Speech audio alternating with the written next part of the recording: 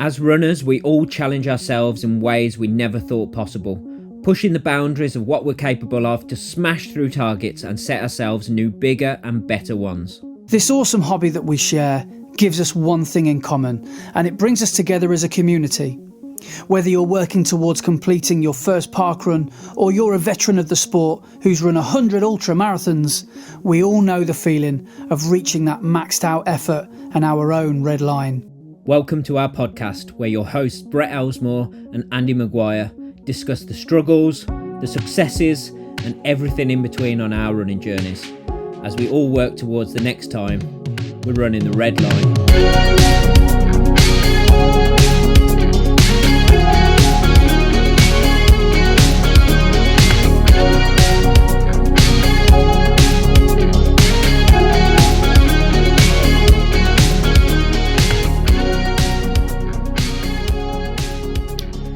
Hello and welcome to episode 71 of Running the Red Line. I am your host Brett and I am here as always with Andy. How are you doing this week, mate? Yeah, I'm all right, thank you. Not too bad.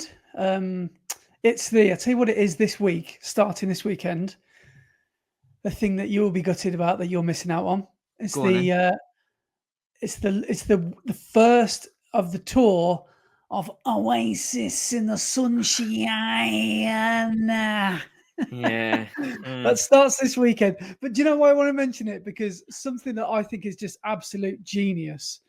There's a few people that have obviously jumped on board. Adidas have come up with a range, which is actually quite nice stuff. And basically everybody's cashing in on it. And the latest people to cash in on it are Aldi and Lidl. And I don't know if you've seen this. No, they're selling bucket hats. Well, Aldi, right, in a place called Prestwich, I think it's up near Heaton Park, where one of the gigs is next. I think that might be next week.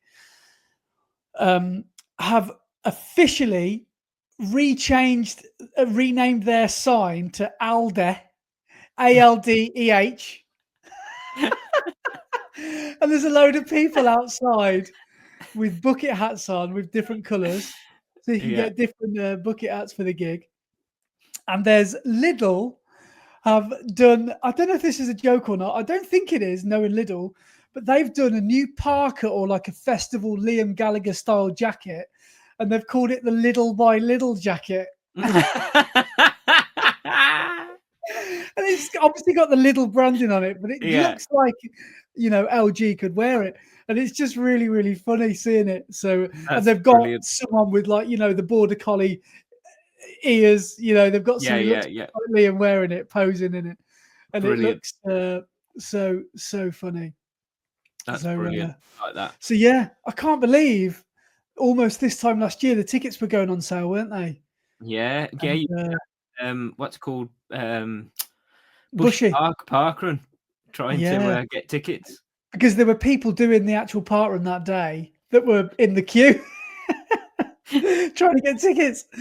So I wonder how they got on. But no, Laura was at home trying. I feel really bad now because I didn't realise it would have been as bad as it actually was. Mm-hmm. But she didn't even she got to like place 10,000th at the closest in the queue and then just got booted out and had to log back in or something like that. Yeah. So it was all a bit of a mess, really, wasn't it? Yeah, just a bit. I got offered a ticket the other day, and for too much 50. Face value would have been $350. Oh, that's too much, isn't it? That's too much for a gig. Yeah, and I actually think there's something in this because people tactically went for the first couple of gigs because they don't think that Oasis will make this whole run. They'll fall out before the end. They don't think they'll be together in 2 weeks' time. So if you've got tickets to Glasgow or something, you'll probably be a bit nervous. How long is the tour? I think it's only July. I don't know if it goes into August or not, but I've got a feeling they might be going international now, and they've gone global. I think they might be going to Australia and Asia and America as well. So it's enough for their children's children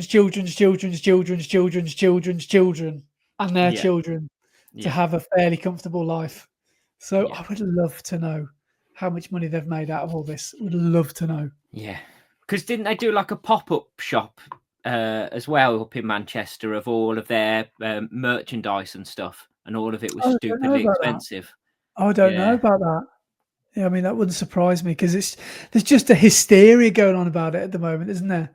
And I mean, obviously, I know the gig is, I know you're not an Oasis fan, but I am. No. But I know what to expect from this gig, like, because I've been to see them before. It's not a show of,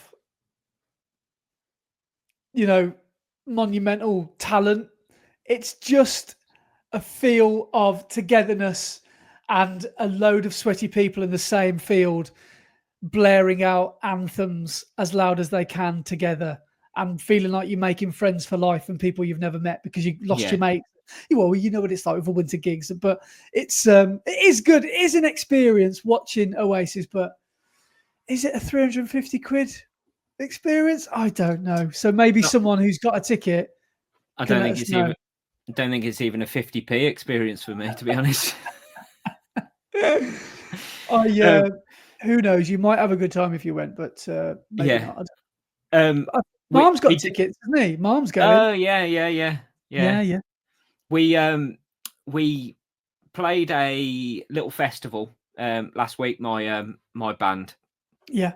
And it was called Glastonbury rather than Glastonbury, because it originated in a place called Beerley. So but they've moved it into Redditch now. Well, Beerley is a part of Redditch, but they've moved where it is. It's more central Redditch now. And just before we were on, the band that came onto the outside stage was an Oasis tribute.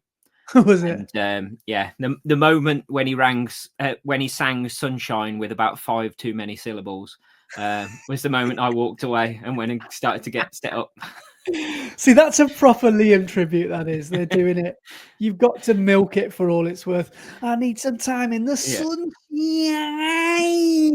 Well, this is the thing. I'm not sure how he managed to do it, but it was quite warm last Friday evening, and he was still wearing the full parka and arms behind his back and everything. Yeah, that is commitment. That is commitment. What do you think of bands and songs? Because I mean, I like this personally, but what do you think of bands who sing in their accent, or artists, that sing? Elvis had that sort of deep South sound, and sometimes it works really well. Sometimes it really doesn't work at all. Proclaimers. Yeah, that works. That works. Yeah, like early Arctic Monkeys, that worked. Yeah. Later on, not so much, because Alex kind of bit up themselves, didn't they? He turned into just a strange parody of himself, didn't he? Yeah, Alex Turner, wasn't it? Alex Turner, yeah, that's it. Yeah. Great band, some great music, but he's turned into almost like a bit of a caricature, hasn't he now? A bit of a strange bloke, yeah.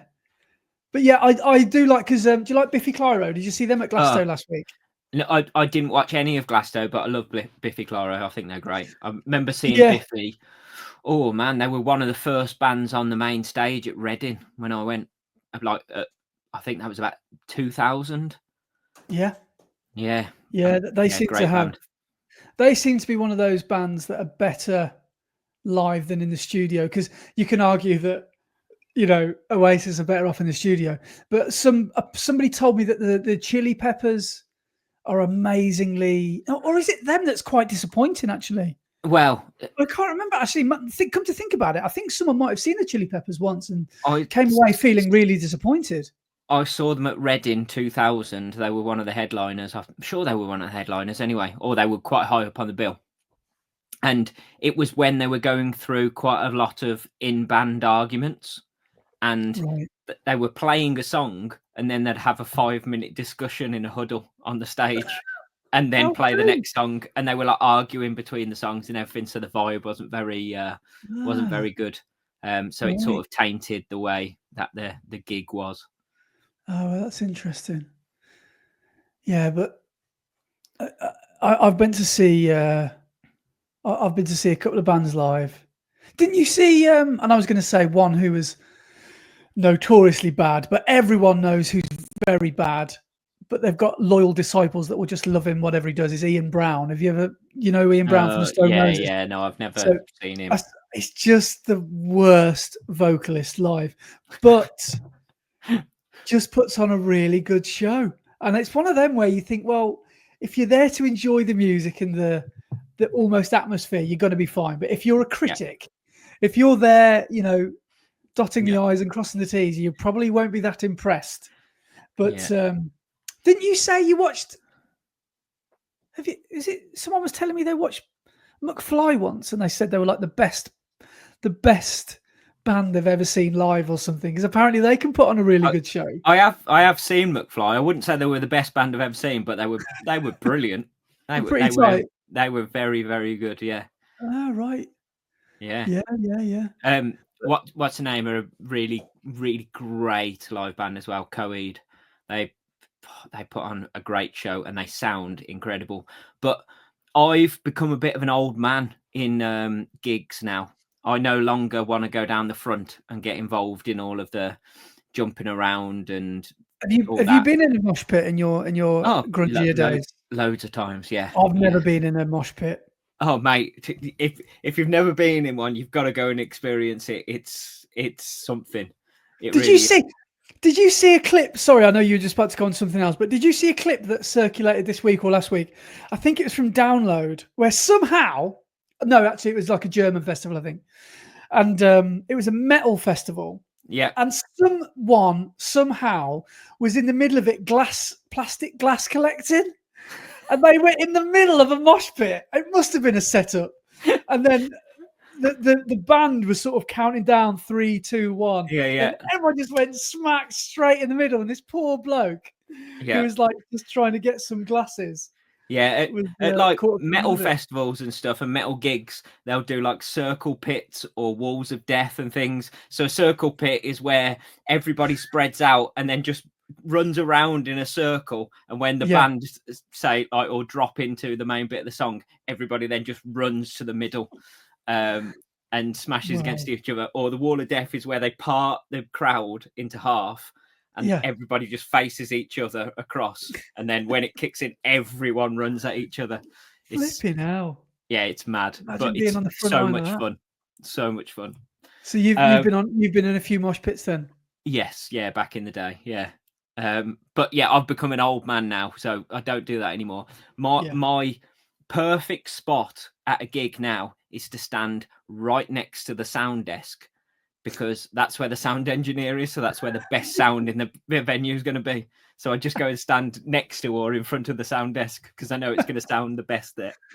Yeah, that's quite good thinking. Yeah, that's quite a sensible approach to a gig that maybe not everybody would, probably share. I can imagine you with your green tea, peppermint tea, just sort of nodding in appreciation with the sound tech. Yeah. No, love it. Yeah. What was one of your favorite ever live performances you've seen that you can remember that's a memorable performance? Ooh. It's a big question, really. That is a big question. One of the most memorable was Limp Bizkit. Flipping out. Just after they'd released Chocolate Starfish, that album. So when they were at their height of their fame. 98? Yeah. And down at Wembley, at the Wembley Arena. It was mental. Incredible. The atmosphere was just next level. So that's one of the most memorable. Another real rememberable one was went to see Beastie Boys when they played the Hello Nasty tour, and they had a circular stage that revolved throughout the whole gig. So they were on a moving stage. So no matter where you stood, you still saw everything that was going on, because at some point they came round and they were facing you at some point rather than being way far at the back. It was well clever. Well, what I remember watching once was in the late noughties, early teenies, so just over 10 years ago. Did you hear about something? There was a BBC documentary or Channel 4 or Sky or something, and it was called The Big Reunion. And it was a load of 90s bands that got together. I went to the O2 and watched that. Like you would. It's not a surprise, is it? That's what I was going to say. If I could pick any type of gig that you would have went to, it would have Oh been. my God, it was phenomenal. So there was 5, Blue, Atomic Kitten, Eternal, 911. Oh God, it was absolutely amazing.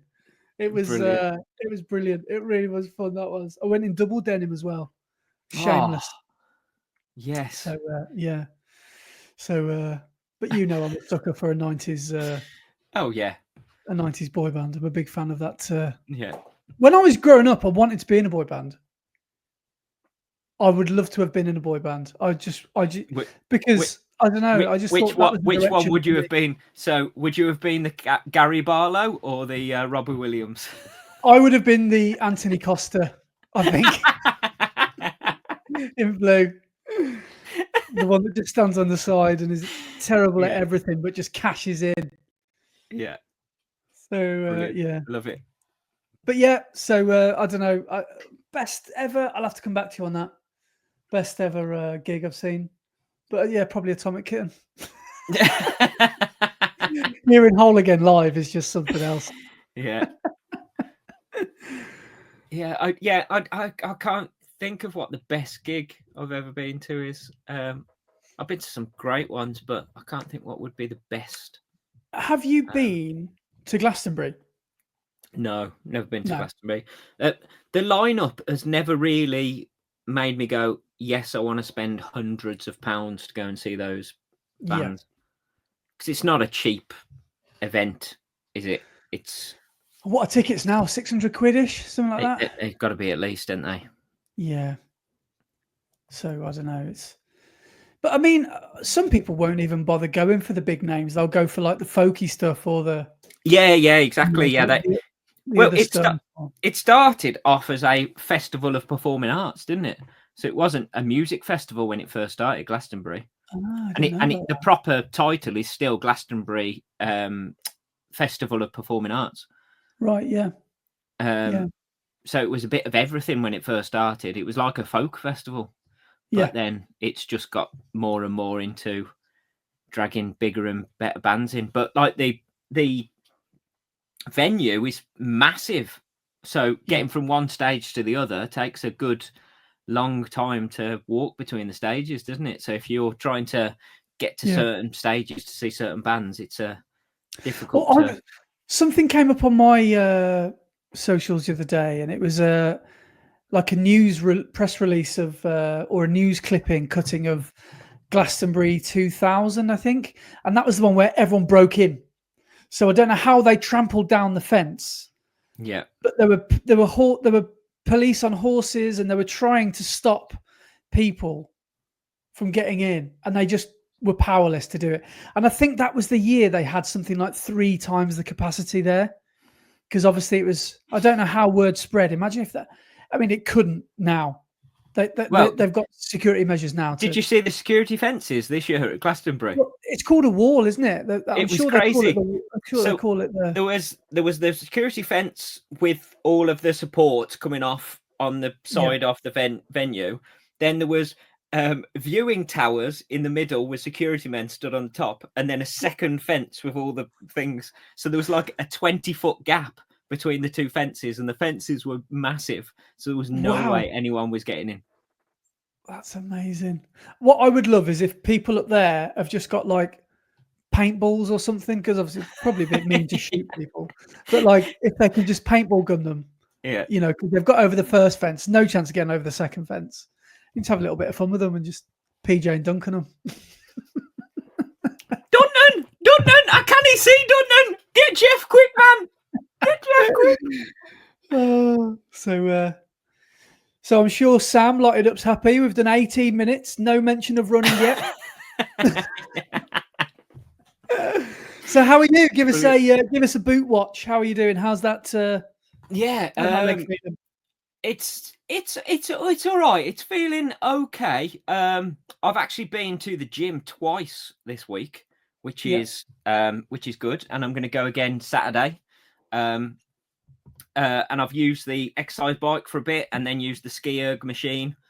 But yeah, it's feeling all right. It's just because I'm now using it again and going to the gym, I'm getting a few like twinges and weird sensations, but I'm sure that's just like the tendons, the ligaments, and the muscles going, hang on a minute, why am I being used again?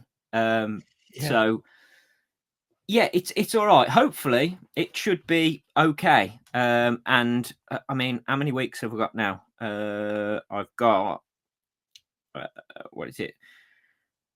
2.5 weeks left now in the boot. So, which is nice. Well, You must feel I like you're doing jail say time. left in the boot. I don't know because that's in my next appointment at Fracture Clinic. So hopefully, That's when I the go minimum. down, they say yes, you can get rid of the boot. But yeah. So I'm looking forward to 2.5 times, 2.5 weeks. I was thinking about this yesterday, and I was thinking, have you got to give it back, or are you allowed to keep it? Well, the last time I had a boot, I've still got it in the loft from when I tore all my ligaments in my ankle. But this time it's destroyed because I've worn it to work all the time and I've been doing loads of stuff. The Velcro on it has ripped holes in the other side of the boot. One of the straps has snapped, so I've now only got 2 straps on the leg part. So yeah, even if I give it to them, they'll just throw it straight in the bin. How's the outsole on the boot? How's the foam? Is there any light stripe foam in it? There is 0 cushioning on it. I know that much. Oh, is it? Yeah, it's just a big. It's a plastic boot with a big lump of rubber on the bottom. There is a little bit of foam that like an insole that you stand on, but it's not. Yeah, it's just a big lump of rubber underneath it. I want to sign it. I want to sign it before you have to take it off. like a cast when you were a kid. When someone's broke their arm, and they get everyone to sign it. Yeah. Yeah. But that never happened to me. I never broke a bone. In fact, touch wood, I've never broke a bone.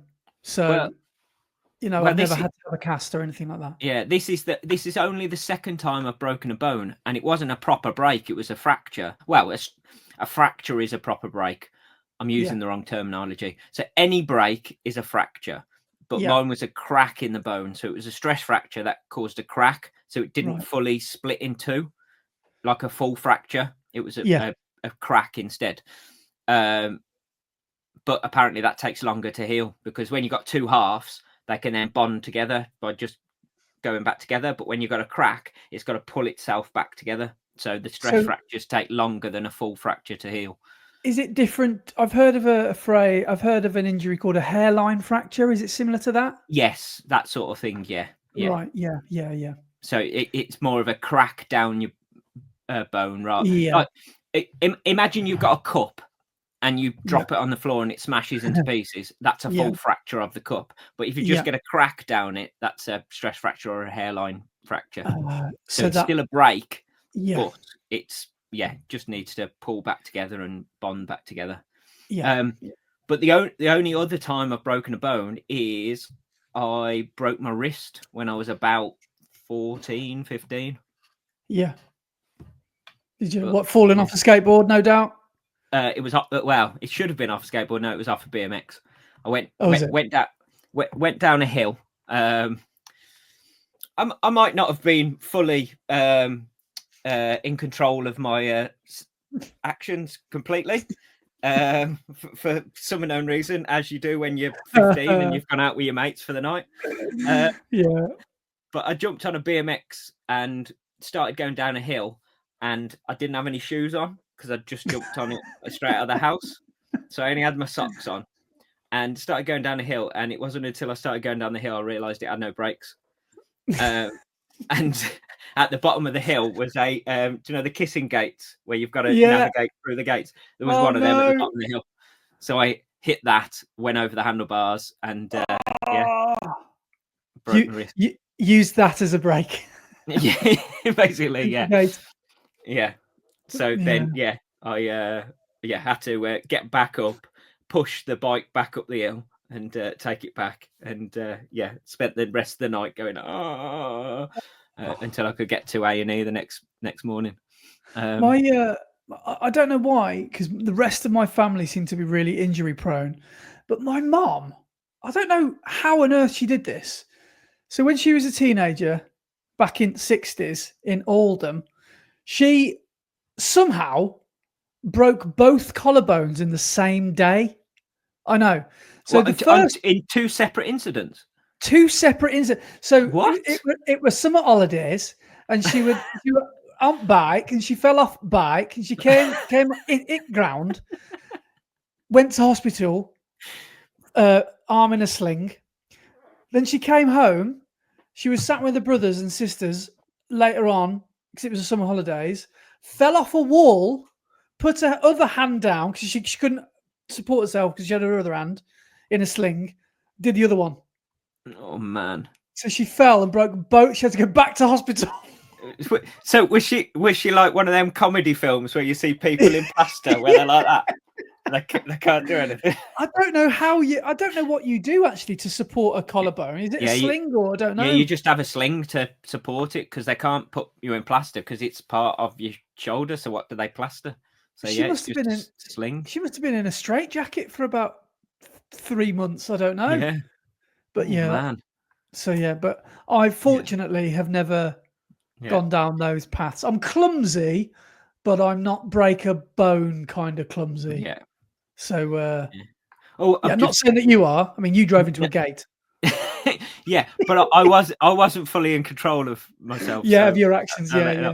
But I just remembered I have broken another bone as well. So if you have a look at my fingers, if you have a look at my little finger on my right hand, what's happened there? That doesn't move, and it's basically I was on holiday.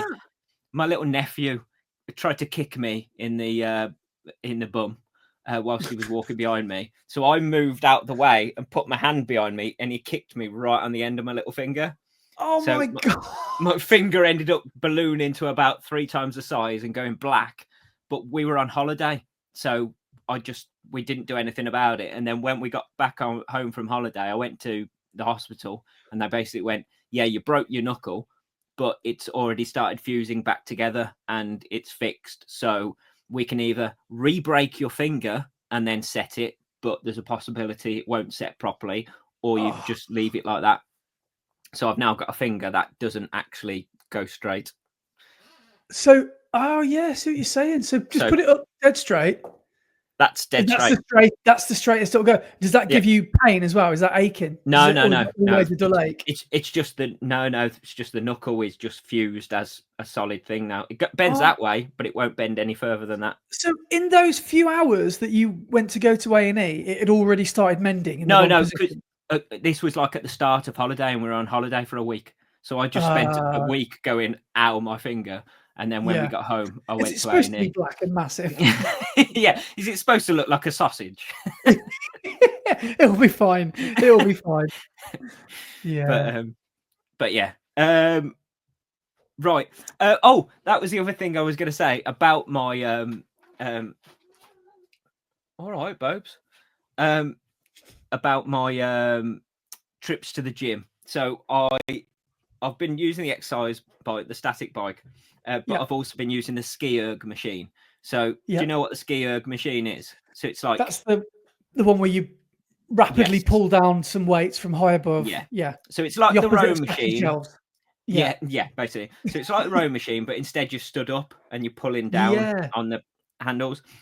But I've put those on Strava, and Jordan Adams commented and said, "Road to Hyrox." And I'm like, "You must be joking. If you said how skinny my arms are, I ain't going to do a Hyrox." But the main reason I don't want to ever do Hyrox is it might be the same. Something I found out a couple of weeks ago, and it's what Hyrox is short for. I'm exactly the same. I can't believe that's exactly the reason I can't do it as well. Yeah. Is it the same one I'm thinking of? So it stands for, it is shortened or an amalgamation of the two words hybrid Rockstar.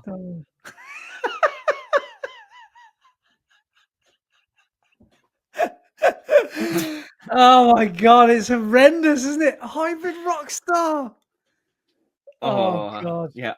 So I won't be going anywhere close to being a hybrid rock star. Be good content though, wouldn't it, if we did one? Yeah, but imagine thinking that was a good name to call your like event. Oh, it's so cringe, isn't it? Hybrid Rockstar. That's poor, isn't it? That's really bad. Oh, yeah. But there we go. Anyway, that's my take on Hyrox. I'm glad we agree on it. Also, can you tell me why? Whenever I've seen any clips of Hyrox, they're all wearing super shoes. Well, have you seen the Puma? Kieran Turner might have. The reason I know this is because Kieran Turner sent me a picture of his shoes that he just bought off Vinted. I think he was off Vinted anyway. And they were the Puma Hyrox. Yeah, and they've got Hyrox written across them, haven't they? And I'm pretty sure that's Hyrox shoes. The DV8 Nitro Elite 3s. Yeah. Which I can't understand why they're wearing super shoes, because how far have you got to run? It's like a kilometre in between each thing. So overall, they run about 10k. Yeah. But they're doing weight events, and the worst thing you can use to do weights or lifting heavy stuff or doing gym work is soft, squishy, unstable shoes. So they're doing like the sled push and like weights and stuff whilst wearing super shoes. What are they thinking? You'd be better off doing it barefoot, wouldn't you? Yeah, or a low profile shoe which are made for a 10k. Yeah, you're only running a kilometre in between each one. What do you need super shoes for? Yeah, that is a bit much, isn't it? That you don't need a carbon plate for a kilometre. Yeah, and you don't want to snap your ankle whilst you're trying to do burpees and jump like a distance or something. Yeah. No, you don't need a pair of Alpha Fly 4s for the kettlebell carries. Do you know what I mean? It's mental. I really don't understand it at all. Imagine lunging into one of those kettlebell, what they call lunges or whatever it is. Yeah, like the farmer's carry or something like that. Yeah. With a 20 kilo kettlebell either side or whatever it is. Wearing a pair of blooming onto the softest foam that are really unstable, so you're wobbling all over the place. Yeah, that's not mental. That's not good, is it? No, might as well have a pair of ballet pumps on. Yeah, hybrid rock stars. We could do hybrid rock stars though, but I would only do it on the condition that we call it hybrid rock star. You know, the event with hybrid rock stars. Yes. Yeah. If we did it, we are not calling it Hyrox. Could we do it dressed as like 70s glam rockers? Like Slade. Baby. Yeah. I'm going to have a leopard print bandana. That's what I'm going to have. Oh, God, that would be brilliant. Come on, feel the noise. There we go. There's our next challenge.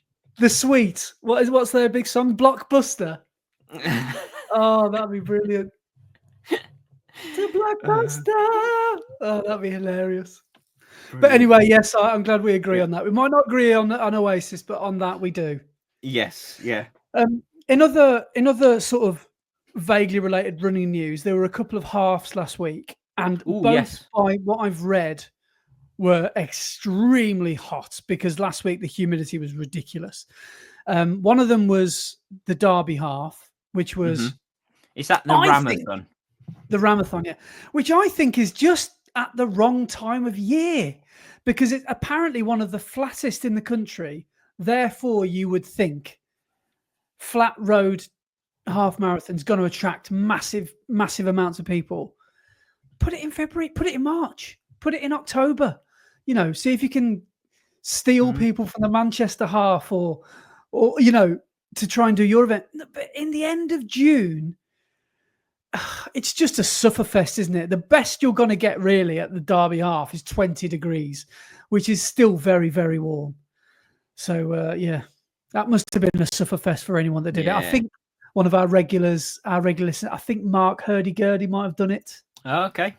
So, I think I read on his Strava that he did it. Did Will do it this year? Will. I know Will is in Thailand at the moment.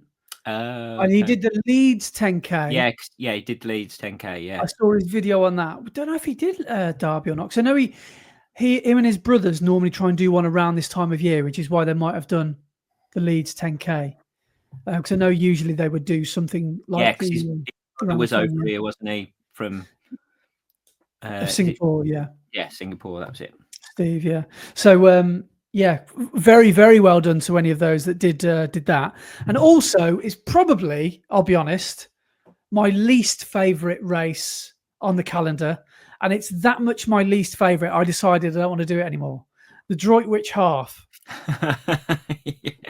Which was solidified probably for you by coming, what was it, third last year? Yeah. And you were like, did I win my medal? Yeah. And what was their response to you? Your county championship medal? Yeah. I said, are we doing the county medals this year? And they went, no, we decided not to do it this year. They just didn't bother. Yeah. But they just didn't tell anyone, didn't think anyone cared. They had it on all the advertising, everything. And I was like, awesome, I've just won a county medal. Have we got the county medals? Nah, we decided not to do it. Hang on, but you advertised it last week that it was the county champs. Yeah, we decided not to. The thing that annoys me about it, and I don't want to get in a war. I don't want to start beef with another running club. I've already got beef with Black Pear. But with Droitwich, I think it's put on by Droitwich AC, I think. Yes. My annoyance is not the heat or the time of year or the hills, because it is all those things. It's the price, because they don't close the roads. And it's not even a one lapper, it's 2 laps. And it's just an expensive way to spend a Sunday morning. Yep. And it's like, I think Mom did it. And I think he's just kind of got that, I don't know why I did this, kind of, and not even that. Yeah. I knew I shouldn't have done it, but I did it anyway, kind of thought process. And I think he's done a video on it. So even if I was running, I don't think I'd have done it this year. Really? I'm the same. Yeah. I knew it was coming, but I thought, nah, I don't really fancy it at all. Yeah. Although Sunday was a bit weird because I had a lie-in on Sunday, and I woke up, looked at my emails on my phone, and I had an email from Strava, and I was like, what's this?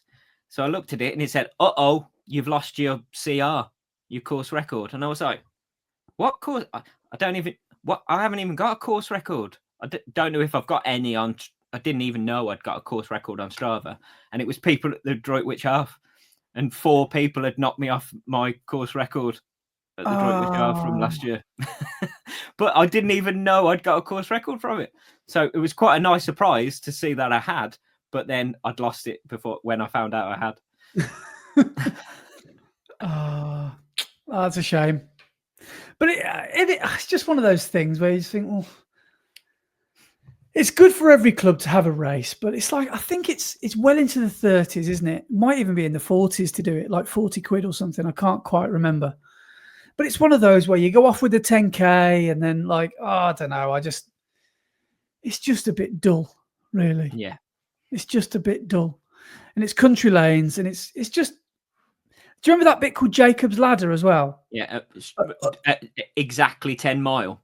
Yeah. It's just a really unnecessary bit of. Yeah. That was the point in my video that because normally I like talk to the camera every mile. At 10 mile, I got my camera, pointed it at me, started going up that hill, and went, I ain't even filming now. I can't speak to the camera. Can't talk. I cannot say anything to the camera right now. So just turn I'm going to pass out in a minute. Yeah. Yeah. Oh, that's funny. Do you know, speaking of, this is how my ADD brain works. Right. I just think about passing out. Do you know what I saw the other day that came up on my stories or YouTube or something? Do you know that guy, the train watcher guy? I think he's called Francis. Yes. Bourgeois. That's it. Yeah. He got invited to NASA HQ in the UK somewhere, or where astronauts train in the UK. I assume it was in the UK, unless they flew him out to America. And he met Tim Peake. And he got a go in the, I can't remember what the word is called, but you know, one of those G-force testers. Yeah. And he filmed himself POV, and he did about 3 revolutions. And you can see his cheeks are going more and more gaunt because I don't know what the G's are. Like, it must be incredibly fast. And you see his head just go, he's trying to talk and he just passes out mid-sentence. and his head, and they stop it straight away. But it just, like, imagine trying to face those kind of G's. That'd be, I know. That's probably what you're up against in Droitwich. Yeah. It's like, have you ever seen that clip where they show all the people who are been a passenger in a fighter jet, and it says they're going through the G's, and then like their face is like that, and then all of a sudden they just pass out and everything, and they can't take it, and then Lewis Hamilton's in it, and Lewis Hamilton's just smiling and looking around and having great fun. Really? Yeah, because obviously F1 drivers, the G-force that they get from going so quick round corners and stuff, they have to be really good at controlling themselves. It's something that your brain can just tolerate then. Yeah. Because it's not alien anymore. It's a force that you're comfortable with. Yeah. But going back to that Francis Bourgeois, because that's not his real name, is it? It's like a stage name. Oh, is it? Yeah. But have you seen they've got him as the one of the new presenters for the Grand Tour on Amazon? Have they? So do you know what Clarkson and Hammond and May, they went and did the Grand Tour instead of Top Gear on Amazon. The new presenters, one of them's Francis Bourgeois, and then another two of them are car YouTubers. Really? Yeah. Well, so that should be interesting. Yeah, I can't really comment on that because I don't know what his. Obviously, I know he's got an in-depth knowledge of locomotives. Whether he knows his cars as well as he knows his trains, I don't know. But he's quite a wholesome guy to watch. Oh yeah, he's great. He's great. He's. I just hope they haven't stuck, because he's like an openly autistic guy, isn't he? He always talks about his, neurodivergence and stuff. But I hope they haven't just stuck him in this pressure cooker environment for clicks and cash. Yeah. Because I hope he can handle it, because it's going to be. Did you see it when Sam Fender got him on stage on his little scooter? No. Oh, I'll have to see that. It's such a great video because he's just loving life, and he goes on stage on his little push along scooter. What a guy! Sam Fender, it was ace. Yeah. It's very, very good. Such a nice guy, isn't he? Yeah. But yeah. Right. Shall we actually talk about some running? Yes, please. Yeah. So, first thing I wanted to bring up is, have you seen some of the controversy or controversy, whichever way you want to say it, about the Breaking 4 and Faith Kipyegon?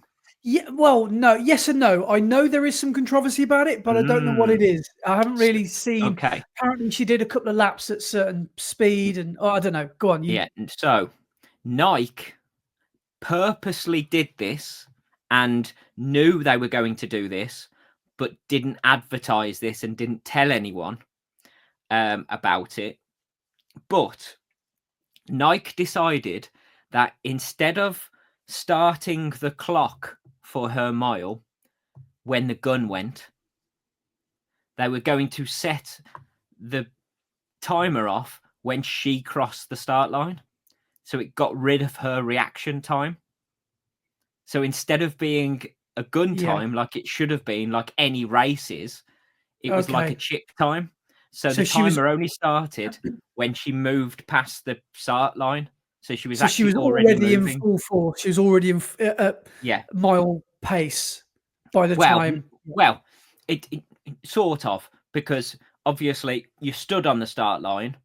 When the gun goes, you've got your reaction time before you start moving. So the split second reaction time, but it only started timing when she crossed the start line. So that reaction time they got rid of. So if you watch the video or like rewatch the live stream, when she crosses the finish line, the clock stops on 4 minutes 6 seconds 0.91. Yeah, and then a few seconds later, the time comes up on the screen and it says she's run 4:06.42. So they've knocked 0.49, so basically half a second off her time. Yeah. And that's because they've got rid of her reaction time. So she actually only broke her old world record by less than a second. But because Nike wanted it to look even better, they've got rid of her reaction time and said she did it quicker, which means she broke it by over a second. And as a advertising thing and a promotional thing for Nike, saying she broke it by over a second rather than she broke it by just under a second is much better for advertising and promotion. So Nike knew they were going to do that, but didn't tell anyone. And they still haven't actually admitted to it. It's come out through the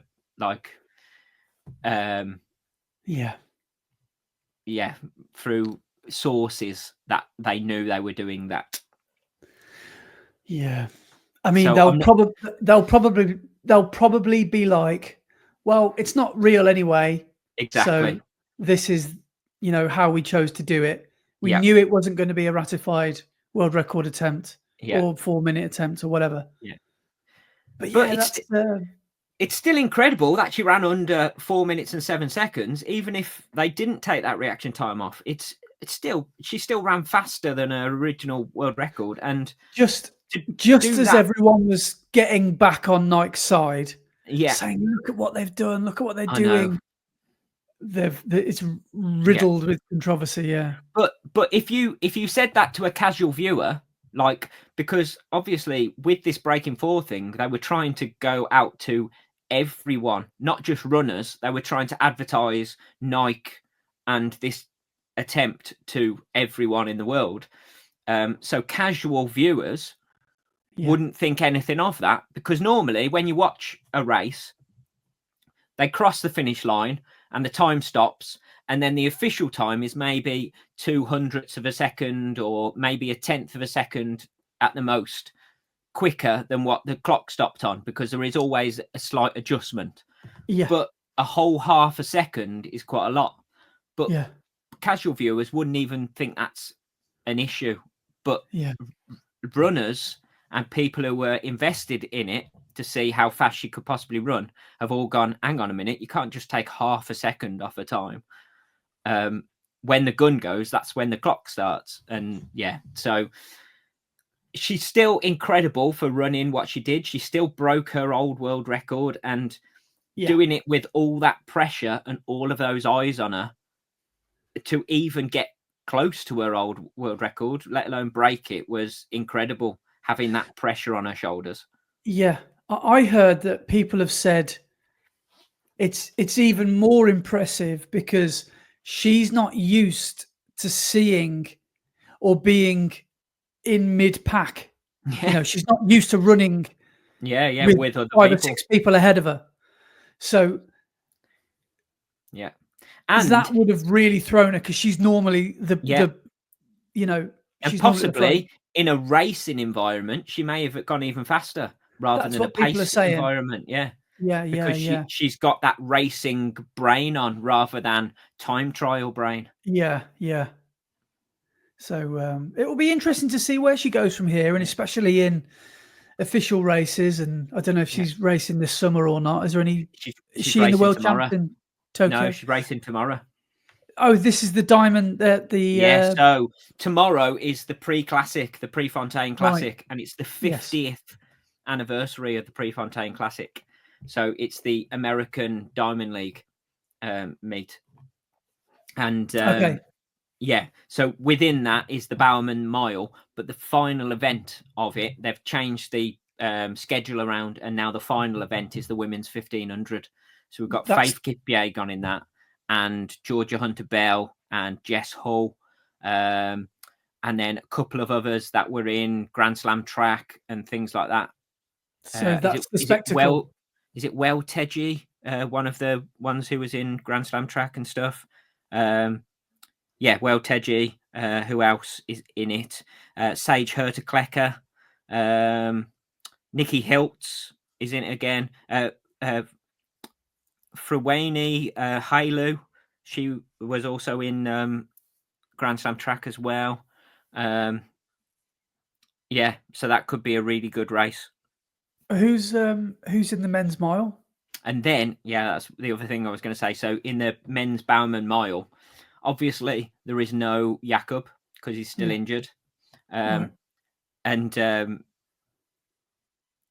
no Josh Kerr either. He's not running. But our British interest for the Bowerman Mile is Neil Gawley, who should hopefully run well, and then Jake Whiteman is back.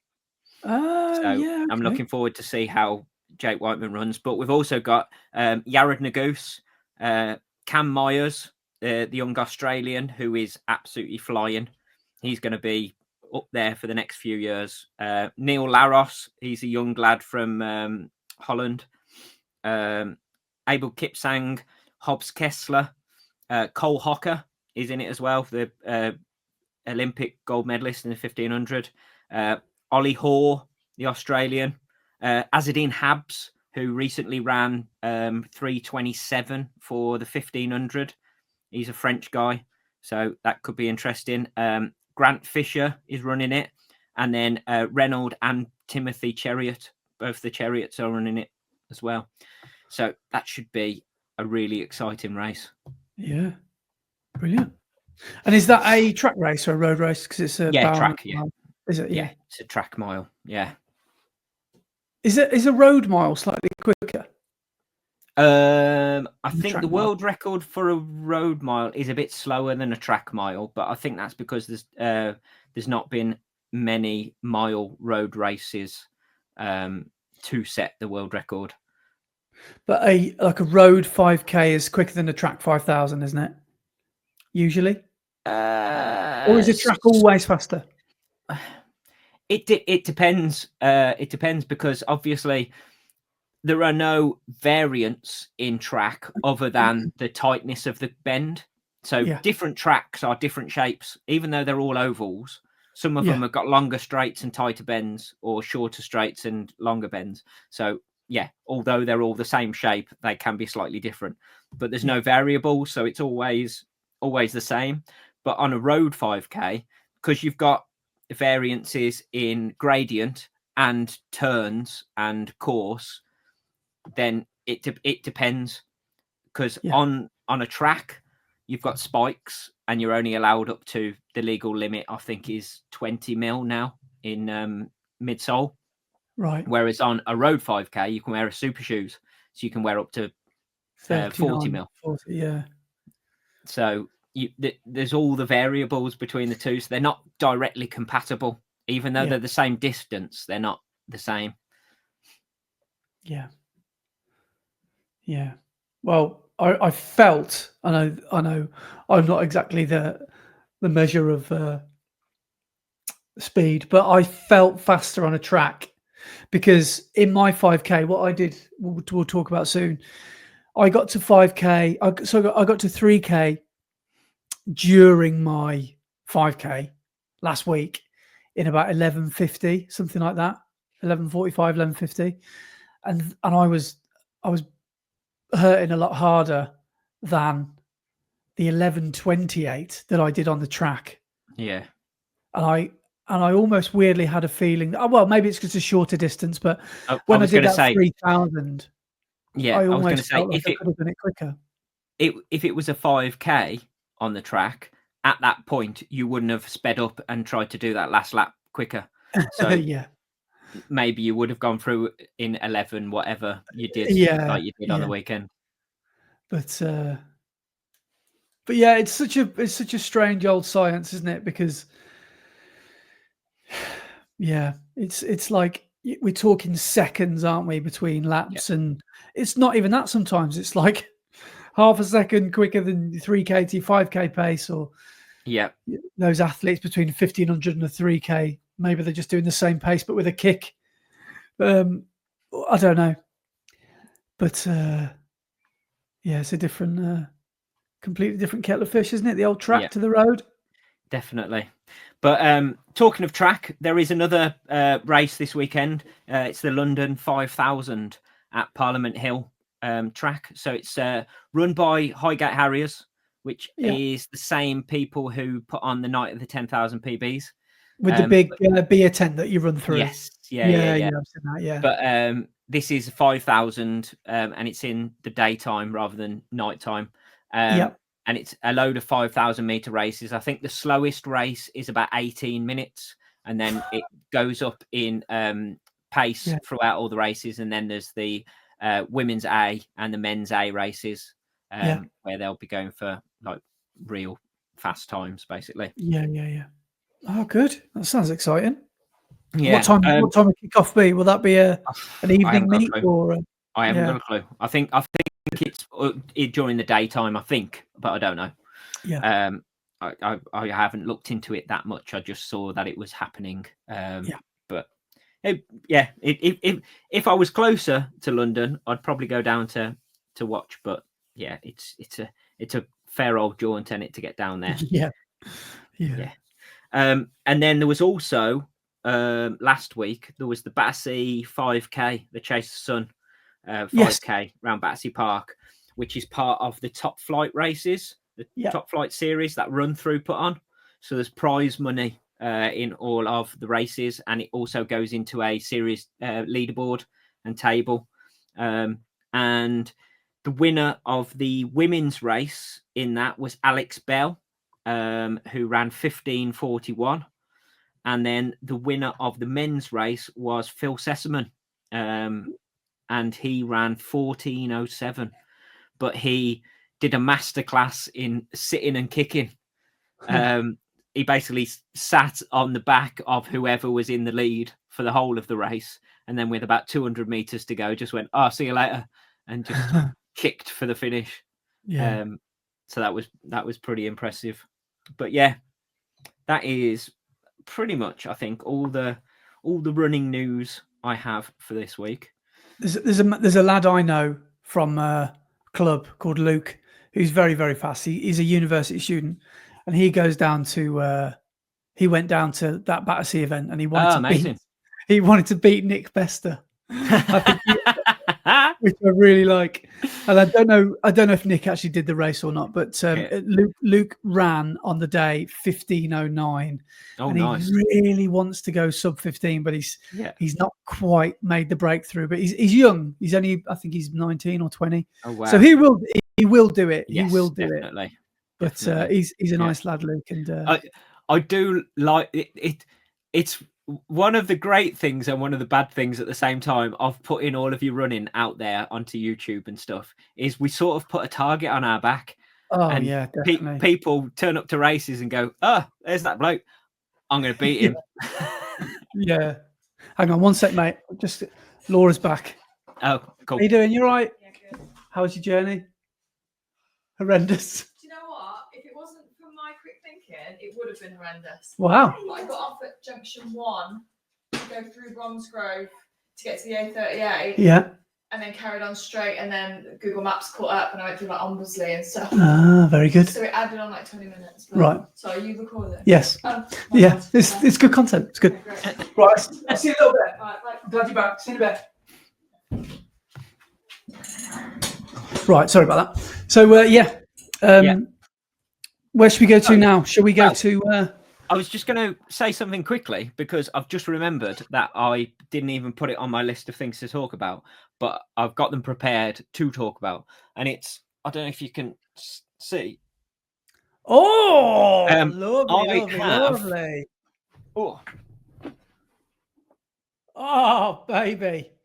So I've been working hard this week. Not only have I been doing customer jobs, I've tried to fit in some jobs for myself this week. So I've just printed a batch of these new tees, which is a running mantra that everybody can get behind. And easy days easy, hard days hard. Yes. But to go along with those, I've also done some other tees where it's now summer and it's track season. So I've now got some. So I've changed my logo into a running track, and we've got some Obi-Wan Track Club tees. So we've got a white version of that, and then we've also got a red version with the opposite on. Very cool. And then to then add to the collection, I have done new colorways of my tie-dye running tee. So we've got like a acid melon color. It's like a lime. Well, I say lime green, melon green. They performed at Glastonbury, didn't they? Acid melon. And then there's a vanilla and pale lilac color. Yeah, that's nice. That is. So those. And then to go along with those, these are for people who are doing some racing over the summer and want to feel fast, or then want to take them into the winter and feel warm. We've got some arm sleeves. Ah, wicked. Which they look really snazzy. So we've got red print on white, but I've also done the lilac on the white as well. I like that one. I prefer. They're both good, but I really like that. The paler blue one. Is that like a pale blue, purpley? I can't quite see. Yeah, it's like a pale lilac, so it's like a purpley blue.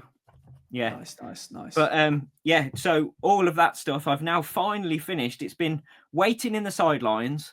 I bought the tees weeks and weeks ago, and they've just been waiting for me to print them and find time to print. But actually managed to do it this week. So hopefully all of that stuff will be online, ready to buy by the time this podcast goes live on Saturday evening. So yeah, if anybody's interested, grab yourself. Shameless plug. Gear. Yeah, shameless plug on the pod. But yeah, go to www.theobi1.co.uk and check it out. Some good stuff there. Good summer running gear there. I like it a lot.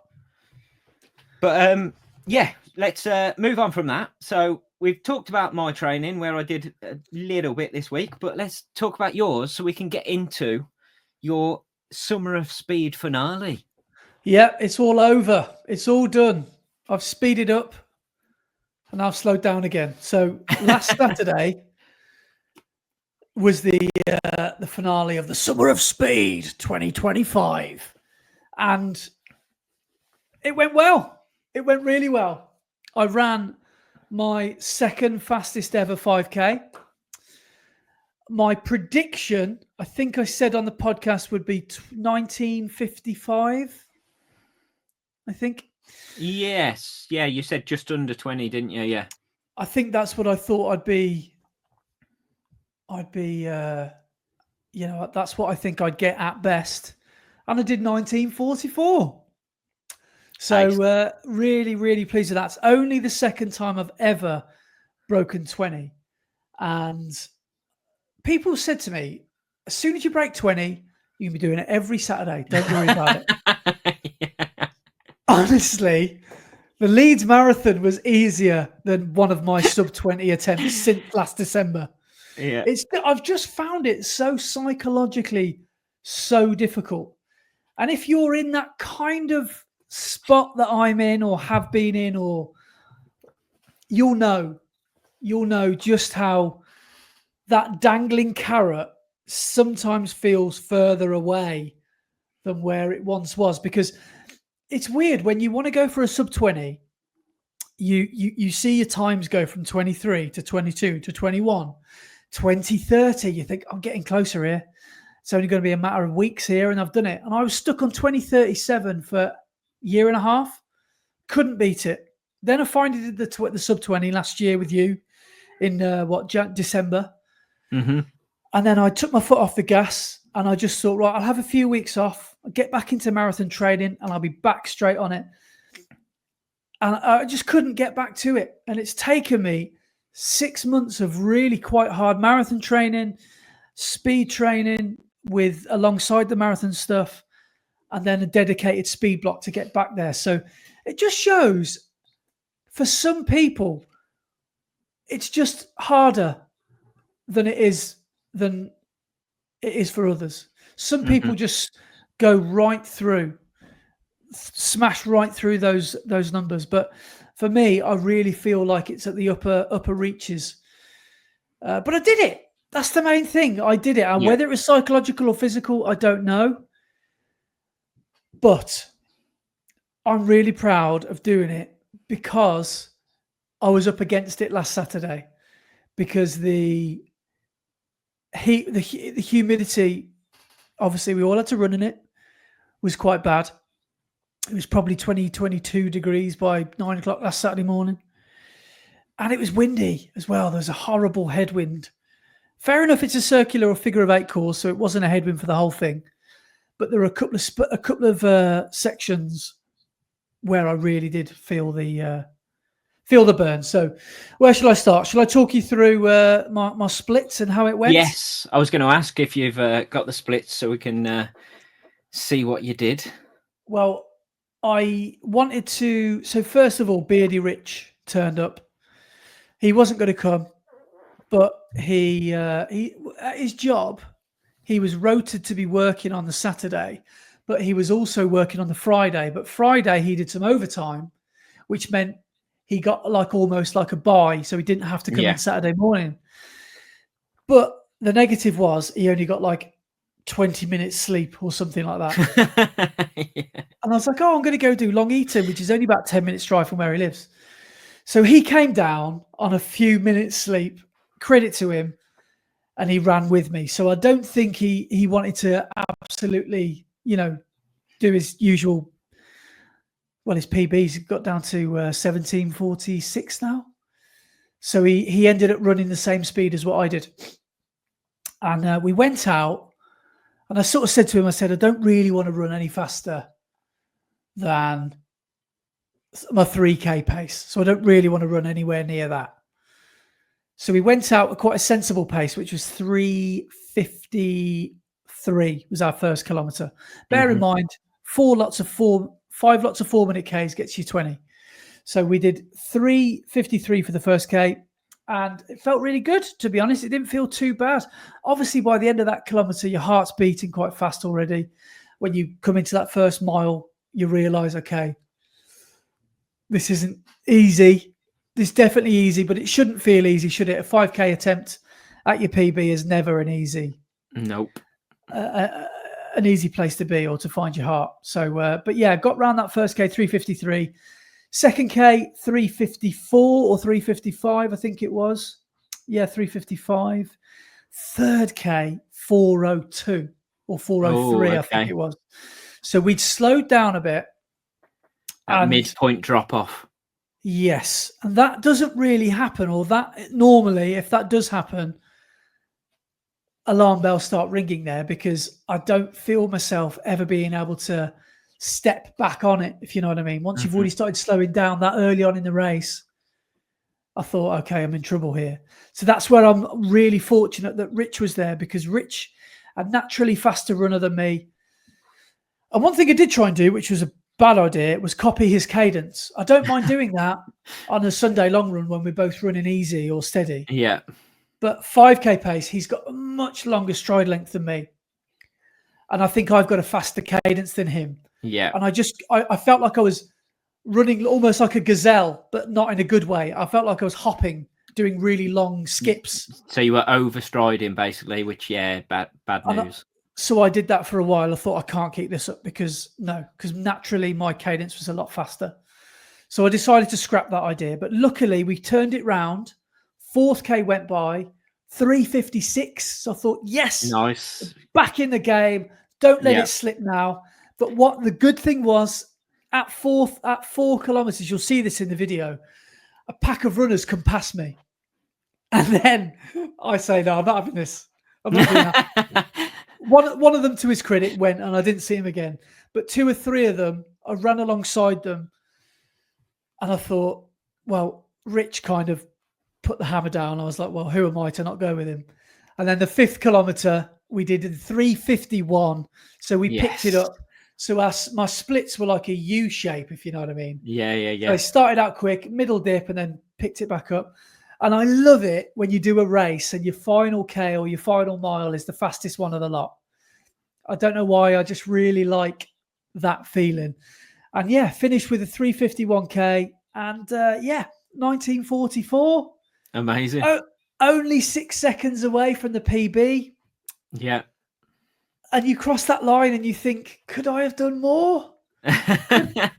Could I have run 1.2 seconds faster per kilometre? Of course I could. But I did everything I thought was best to do in the moment. And I'm glad I did. I'm glad I didn't go off any harder because it was really quite windy and quite hot. But yeah, thrilled to have come in at 1944 and at fast field as well, Long Eaton.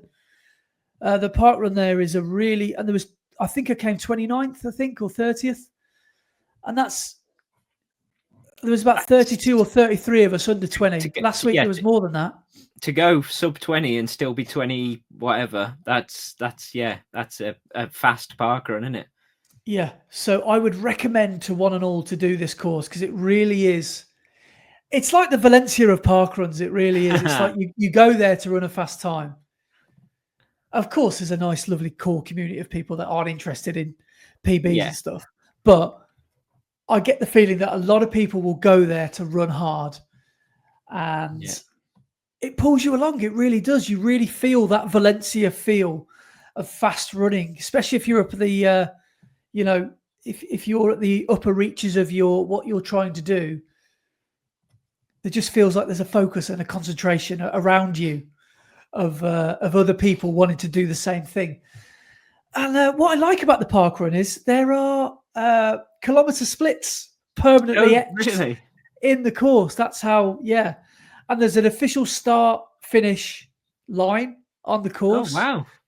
So, this parkrun is serious. It's been there for a long, long time, and they've got it down to a fine art over there because they're at the start. There's like seeded. You sort of seed yourself. So there's there's a sub 20 board. 10 foot behind that, there's a sub 25 and there's a sub 30.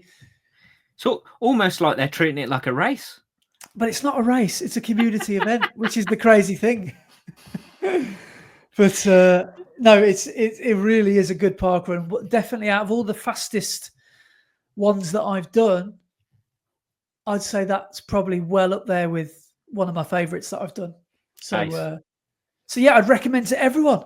Good. Go and have a wander down to Long Eaton. And I want to give a massive, massive shout out to somebody who came down to support called Tom Holton, who is a core member of the Long Eaton Running Club. And he goes down to Long Eaton Parkrun. Well, he's not down there at the moment because he's suffering from an injury. I think he said it's a foot injury, I think. But he came down and he even started his Garmin on the gun. So he was giving me like a track race. He was telling me, right, giving you your split for this first mile. He was like 9:44, 9:45, 9:47 for this first lap. So he's like, right, you're bang on time. So he knew the course inside out, which is really good. And I saw him at 2 or 3 times during the course. Amazing. And he was mega supportive. And he came and said hello before the start. I was like, wow, amazing. What are you doing here? He was like, no, I've come down to support and see how you get on. So that was really nice to see Tom. And he said that he saw you and he was running with you for, albeit not a long amount of time, but he saw you at the London Marathon. Yeah. I ran with him for a bit. Yeah, I've caught him on my video. So he's But he's a good lad. He's a good lad, is our Tom. Yeah, and, definitely. I hope the injury heals soon, mate. And I hope you're back out with the best of them soon. Because I think his 5K PB is sort of 18 something, I think. So hopefully he can get back to his PB best soon. Yeah, get well soon, mate. And nothing but a good experience. Yeah, up in Derbyshire last week. I knew you'd run well. I just didn't know how well you'd run, but yeah. So, my summer of speed was 58-second improvement. Yeah. On Warsaw. So around 20:42. I mean, yes, I was on a different course, wearing different shoes. Yeah. But in my defence, it was hot. It was hotter. It was much hotter on Saturday. Probably 5-8 degrees hotter. Because when I did my time trial in Warsaw in May, I reckon it was about 15, something like that, 13 degrees. Yeah. And it was still. And this parkrun I did was quite blustery. If you listen to because I put out a video this morning, if you listen to the start when we run into the wind, the resistance coming my way is quite. You'll really hear the headwind. So yeah, mega pleased. Second fastest ever 5K, and massively pleased to have run under 20. Ace. Good work, mate. So good work. Summer speed. This speed training, it works, and I'm glad I've put the volume in over the last few weeks as well.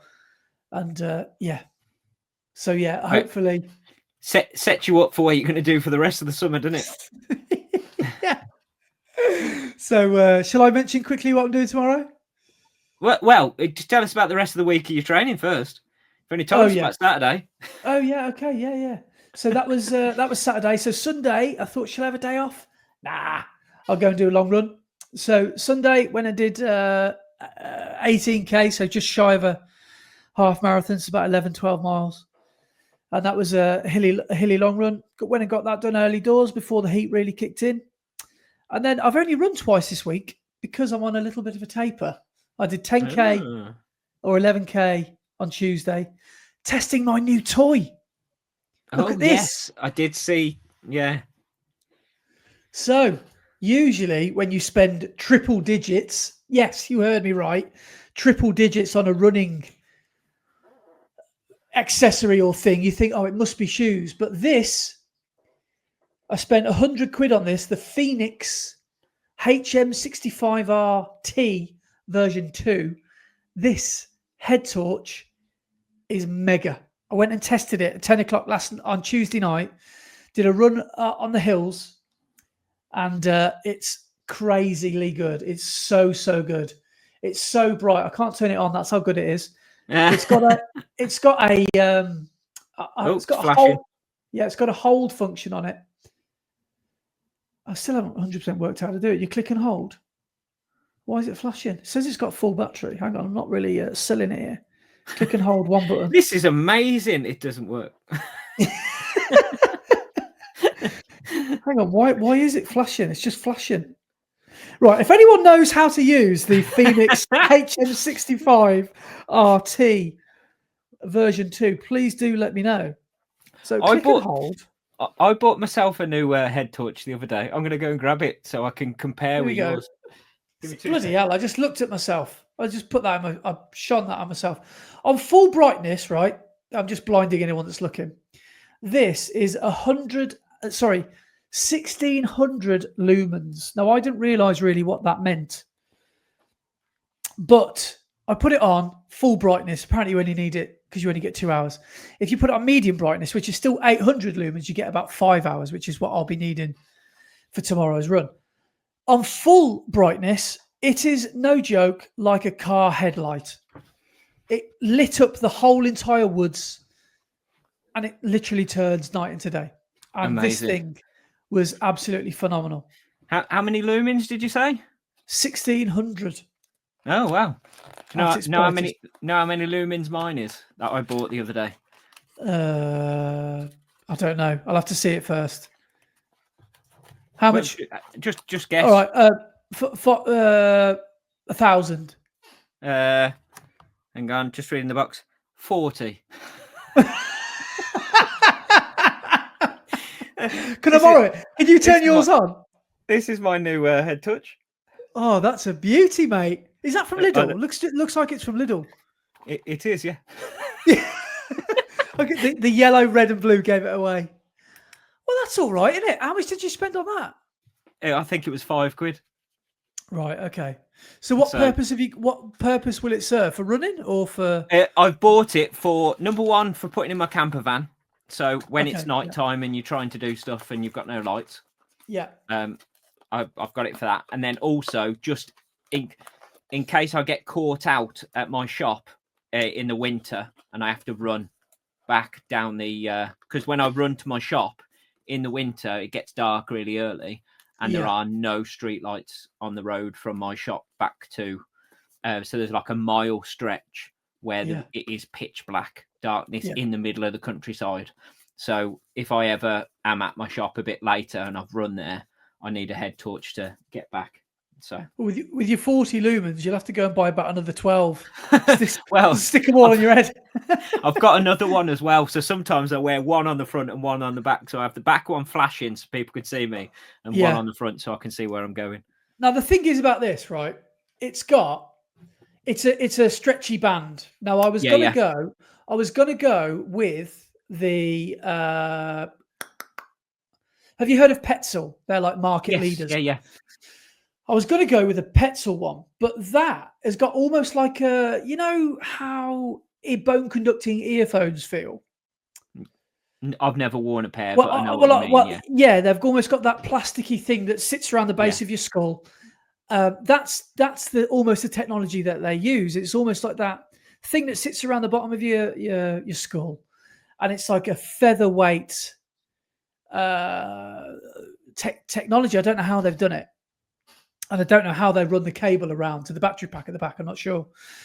Because there's even a rear light that this one doesn't have, which is potentially a problem. Like if I was ever doing a trail race, I'd probably have to buy a separate flashing light to go on the back of my head. But this thing, what I like about, it's got this locking mechanism. So you put it on your head and you lefty loosey, righty tighty sort of thing. So you can tighten it with the locking mechanism. It's got like a boa. That's it. System on it, yeah. And the reason I couldn't turn it on is because if you click and hold both buttons for, I think it's 4 seconds, you lock it. And I've read that apparently with ultras, the one of the number one things that happens with people carrying head torches is you accidentally turn it on during the day, and then it runs out of battery before it's dark. Yeah, so this thing has got like an always on or an always off thing. And that's why I couldn't turn it on. So that's how good the security is. But I stuck it on my head for the run I did on Tuesday night and really, really genuinely enjoyed it. Awesome. And went for a quick run Thursday, which is just an early morning run with Daisy. And then tomorrow, I'm doing Parkrun first because I can't miss out on my Parkrun in the red line. Because spoiler alert, I'm on the leaderboard. I'm on it, and I don't want to come off it. I've had a taste of the leaderboard now, and I don't want to be knocked off it. So come on, everyone, let's knock him off. And and then tomorrow night, I thought Parkrun would be a good excuse for a little warm up. I'm running the Worcestershire Way with my mate Tom, and we're doing it at night. Because I want to just have a summer of. I've had my summer of speed. Now I want to have a summer of suffering. So I want to try and do like a bit of ultra stuff. I love my ultras. I love my long stuff. Yeah, summer of slow. Summer of sloth. Yeah, as Sam. I think it's Sam King that said on his Strava once. So yeah, that's what I'm going to do. We're going to run from Malvern to Bewdley, and hopefully we'll be getting there for about 7 o'clock in the morning. So we'll probably have about 5 or 6 hours of darkness. We're doing the pre-match, the pre-run briefing in Spoons in Malvern. Yeah. So we're going to be in the Foley Arms and we're going to have a coffee, which is probably a terrible idea. Then we're going to hit the road at about 11 o'clock.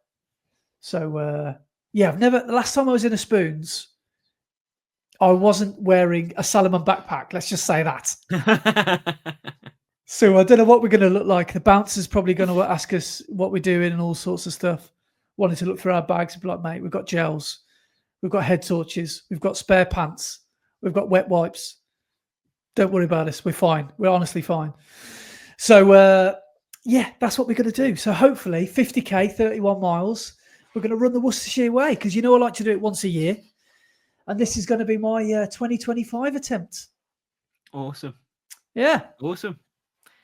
Good work. I'm looking forward to hearing all about that. And I'm going to try and make a video. I've got no excuse now with this thing. I should be able to see what's in front of me. Yeah. So I'm going to take my camera with me and film with it as much as I can. And so it should be a good one. Nice. Has is it Tom who you're going with? Tom, yeah. So Tom has he got a good He's got a hood, torch yeah. as well. Has he got a good head torch as well? Yeah, he said he's not got like a trail, a massive 100 quid one like this, but he said he's got one that's I've decent got one he can enough. borrow if he wants. So I think there's a little involvement actually. We could stop off there, but yeah, he's got a decent one. But I think I've got enough for the both of us, to be honest. But his what I like about Tom is he's a bit of a bimbler, so he's not like a road. He's not a prolific road runner like me, like you and I. So he's not like 6 minute mile this, 7 minute mile that. He's not that. It doesn't really float his boat. What he does like are long, steady, slow trails. That's where he finds his joy with running. And he's set himself a target of a marathon a month, whether that's on the road or on the trails or an ultra or whatever. And this month's installment is going to be an ultra. So, so yeah, we're just going to have a laugh. We're going to just try and get through it as best we can.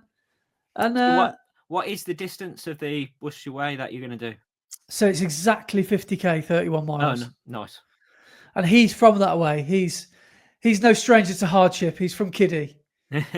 So he knows what the hard times are really like. He's from Kidderminster. So he's from the School of Hard Knocks. So yeah, we're going to try and just get through it. I don't know how it's going to go. I've never run through the night.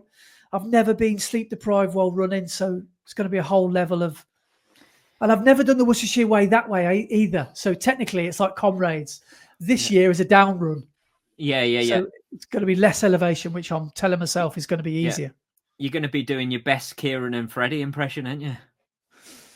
Yes, yeah, of course. So not quite 100 miles, but I'll probably know what what it feels like to really want my bed will feel like. Yeah. So yeah, I'm thinking about having a tactical. Would you have a tactical nap tomorrow afternoon?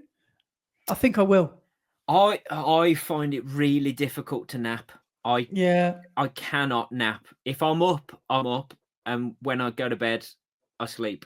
And there's no napping in between.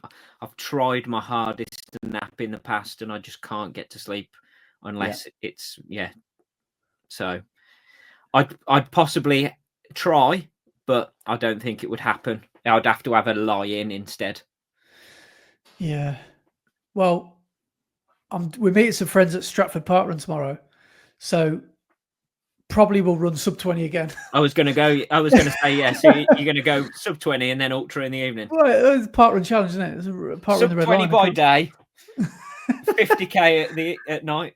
Yeah. So no, I'm not going to go hard tomorrow, he says, but I think I will wear my Takumis, and I probably will try and run around 22.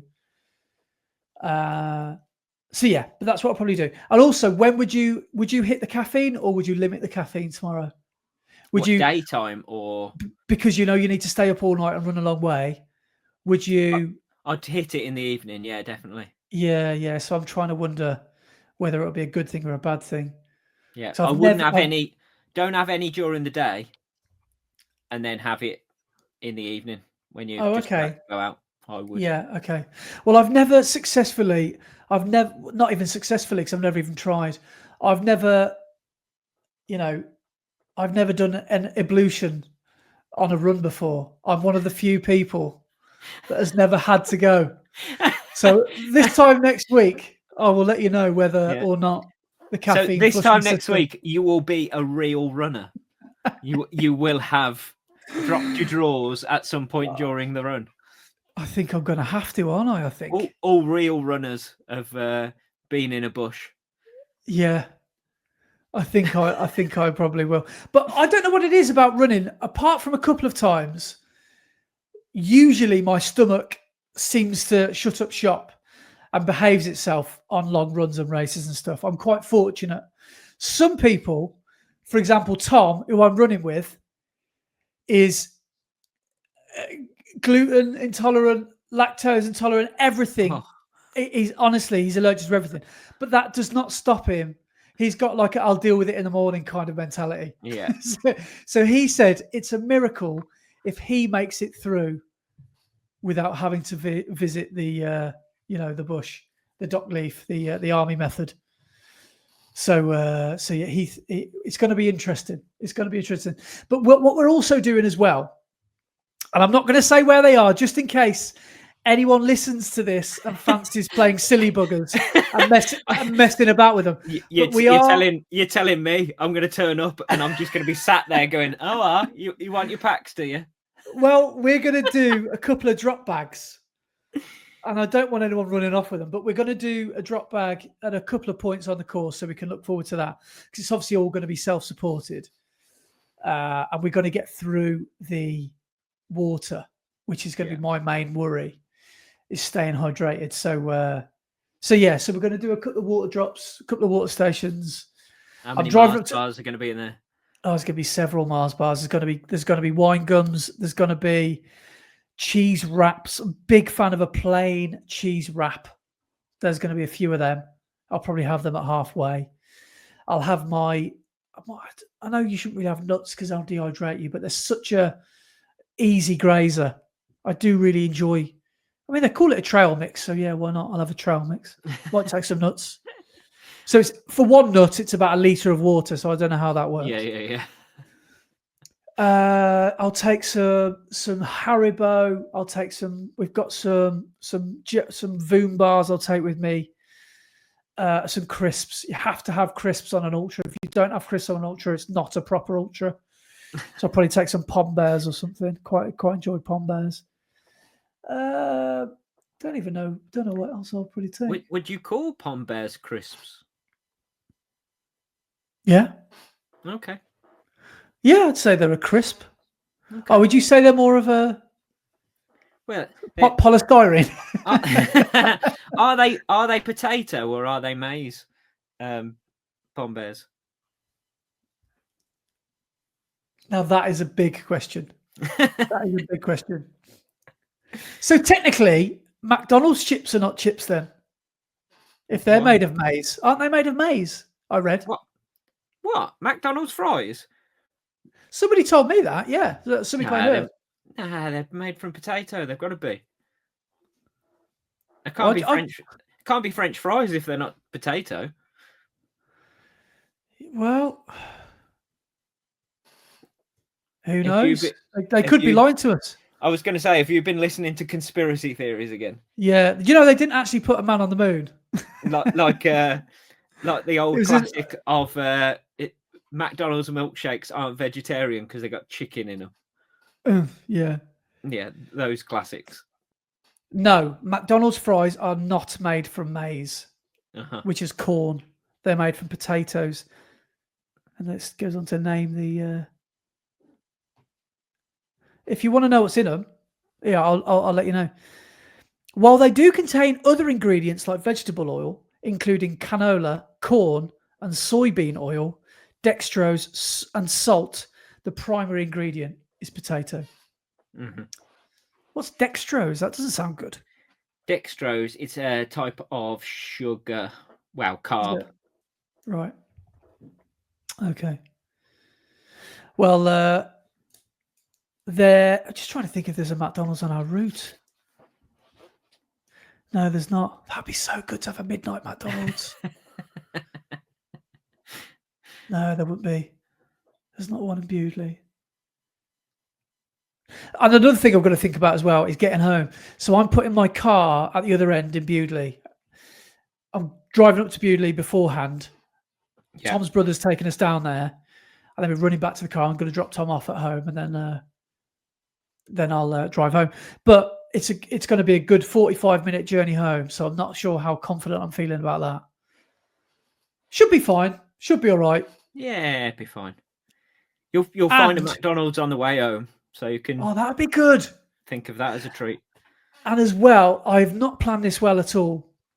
This is the whole reason I brought my summer speed forward, because I wanted to do ultras in July. But Laura's working all day Sunday. So that means I'm daisy minding, which sounds, you'd think, oh, you've had her for a few years. She'll probably be fine. No.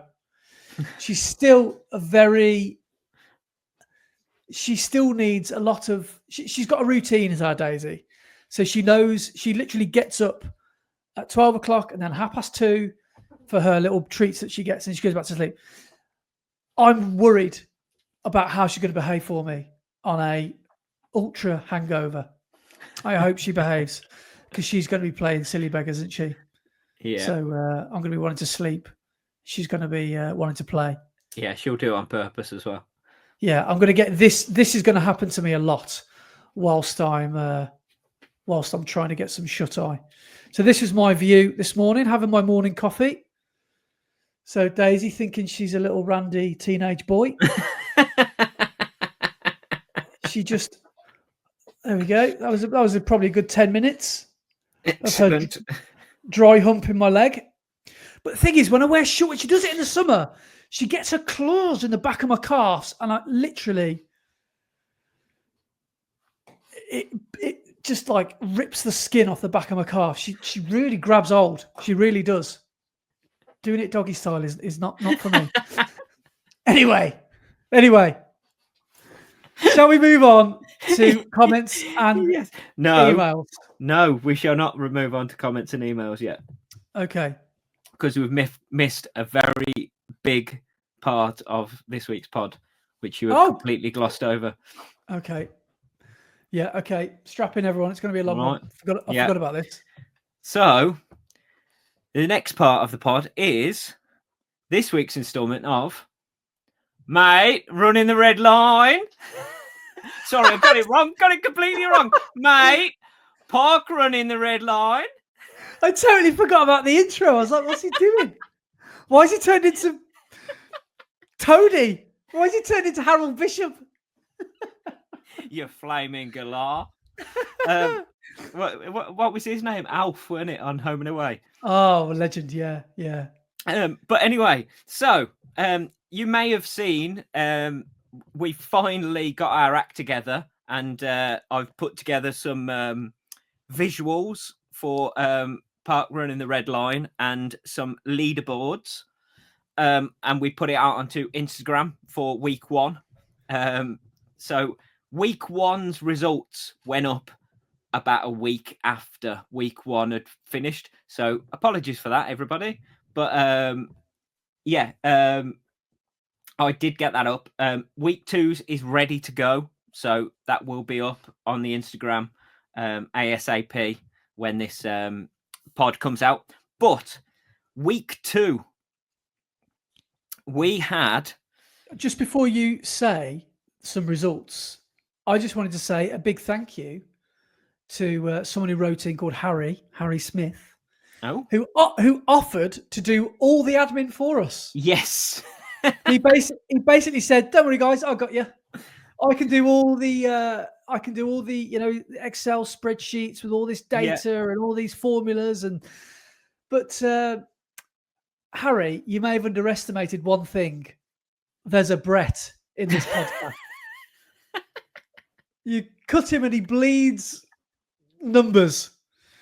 So Brett is more than happy to have done to do this. But thank you so much for the offer. Yeah, thanks, man. Because didn't he write like a script or something that you could just plug into Excel and it would work it all out for you? It's amazing. It's like he basically coded everything that would automate everything. So, but yeah, thank you so much for the offer, Harry. It really is very, very kind of you. It is, yeah. I'm one of those people who likes sitting and working things out. Yeah. But before I go into the top 10 and then the overall leaderboard after week two, there's a few honourable mentions that we need to go through. First off is Martin Maguire. I think that's how you say his surname. It's Maguire. So it's like yours, but instead of an A, it's a C. See, it will be the same pronunciation as mine because that's how my name always gets spelled. And I said that to Laura. Okay. I said, well done. You've married me. Now you've got to live the rest of your life with your name getting spelled incorrectly. So, enjoy. I get that all the time. My surname is never spelt the same by anyone. So is it the one L that catches everyone out? Yeah, sometimes. And other people spell it completely differently, and no Is it- no second E and all sorts. Has anyone missed out the first E?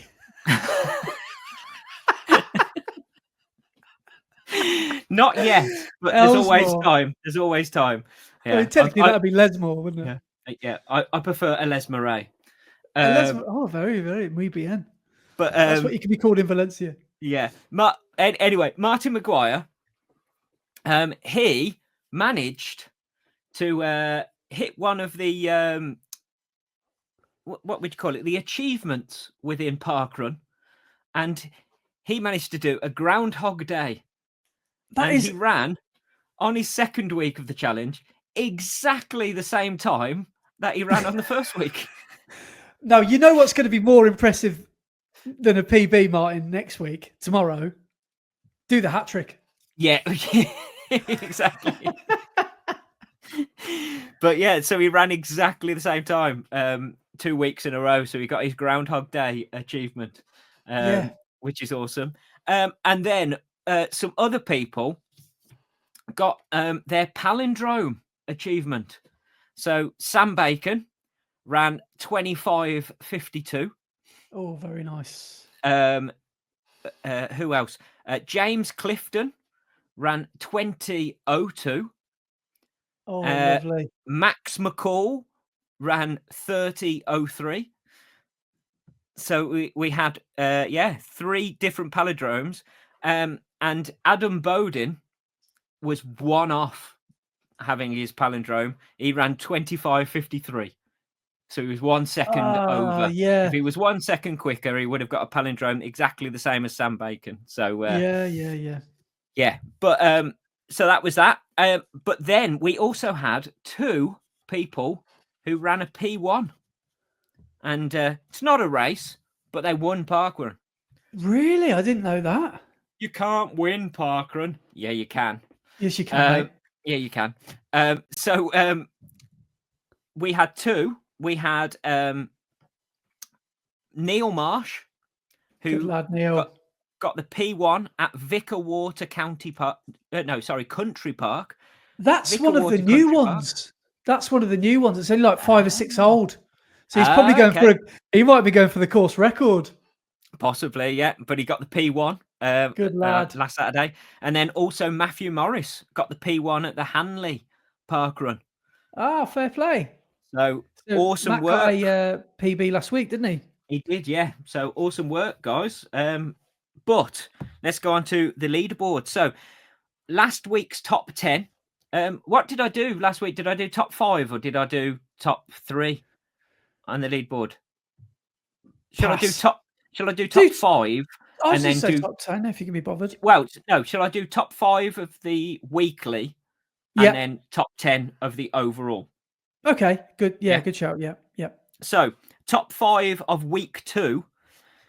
In 5th place was Peter Chadwick, who came within 14 seconds of his PB. 4th place was Martin Maguire, who came within 11 seconds again of his PB. 3rd place was someone called Andy Maguire, who came within 6 seconds of his PB. 2nd place was Will Ford, who broke his PB by 2 seconds. Amazing. So we had our second new PB of the challenge, which is awesome. Well done, mate. But then in 1st place was our 3rd PB of the challenge so far, and it was James Clifton, who went 16 seconds under his PB. Wow. And he's also sent us something. Yes. Now I'm just trying to locate it because please just nod if you can hear this. He sent us a voice note. Just finished Woodley Parkrun. I'll do it again. Just finished Woodley Parkrun. Watch says 2:02. So the chip time is the same. Sadly, not that official sub 2 that I'm looking for. I think I'm going to down tools the next 3-4 weeks. Cut out. Get me over the line at the end. Good work, everyone in the challenge. Hope you've all got yourself a PB also. All right. Good man. Awesome. And what I like about James's voice note is you could tell he was not thinking straight, because he said he didn't quite get the sub 2. 2-minute parkrun. Not the sub 20. Watch says 2:02. Which is awesome. Thank you for sending that in, James. And that is the first message that we've got as a voice note straight after your parkrun. So remember, anybody taking part in the challenge, if you want to send us a voice note of you out of breath at the end of the parkrun after going full pelt and giving it full effort, then we would appreciate that. Yeah, just go on to our Instagram and just send us a voice note via our Running the Red Line Instagram. It's probably the best way to do it. Yeah. Or email, whichever's easiest for you. But yeah. So leaderboard after week 2. So last week's leaderboard was the same as the top 10, because obviously there was only 1 week. But now we've had 2 weeks. So we've had a bit of a change around in our overall leaderboard. So in 10th place is Mark Griffiths with he was 50 seconds off his PB. Right. So everyone is under a minute away from their PB in the top 10 now. In 9th was Steve Hobson with 46 seconds off his PB. 8th was Brett Crow with 39 seconds off his PB. 7th, Gaz Barker, 31 seconds off. 6th, Peter Chadwick, 14 seconds off.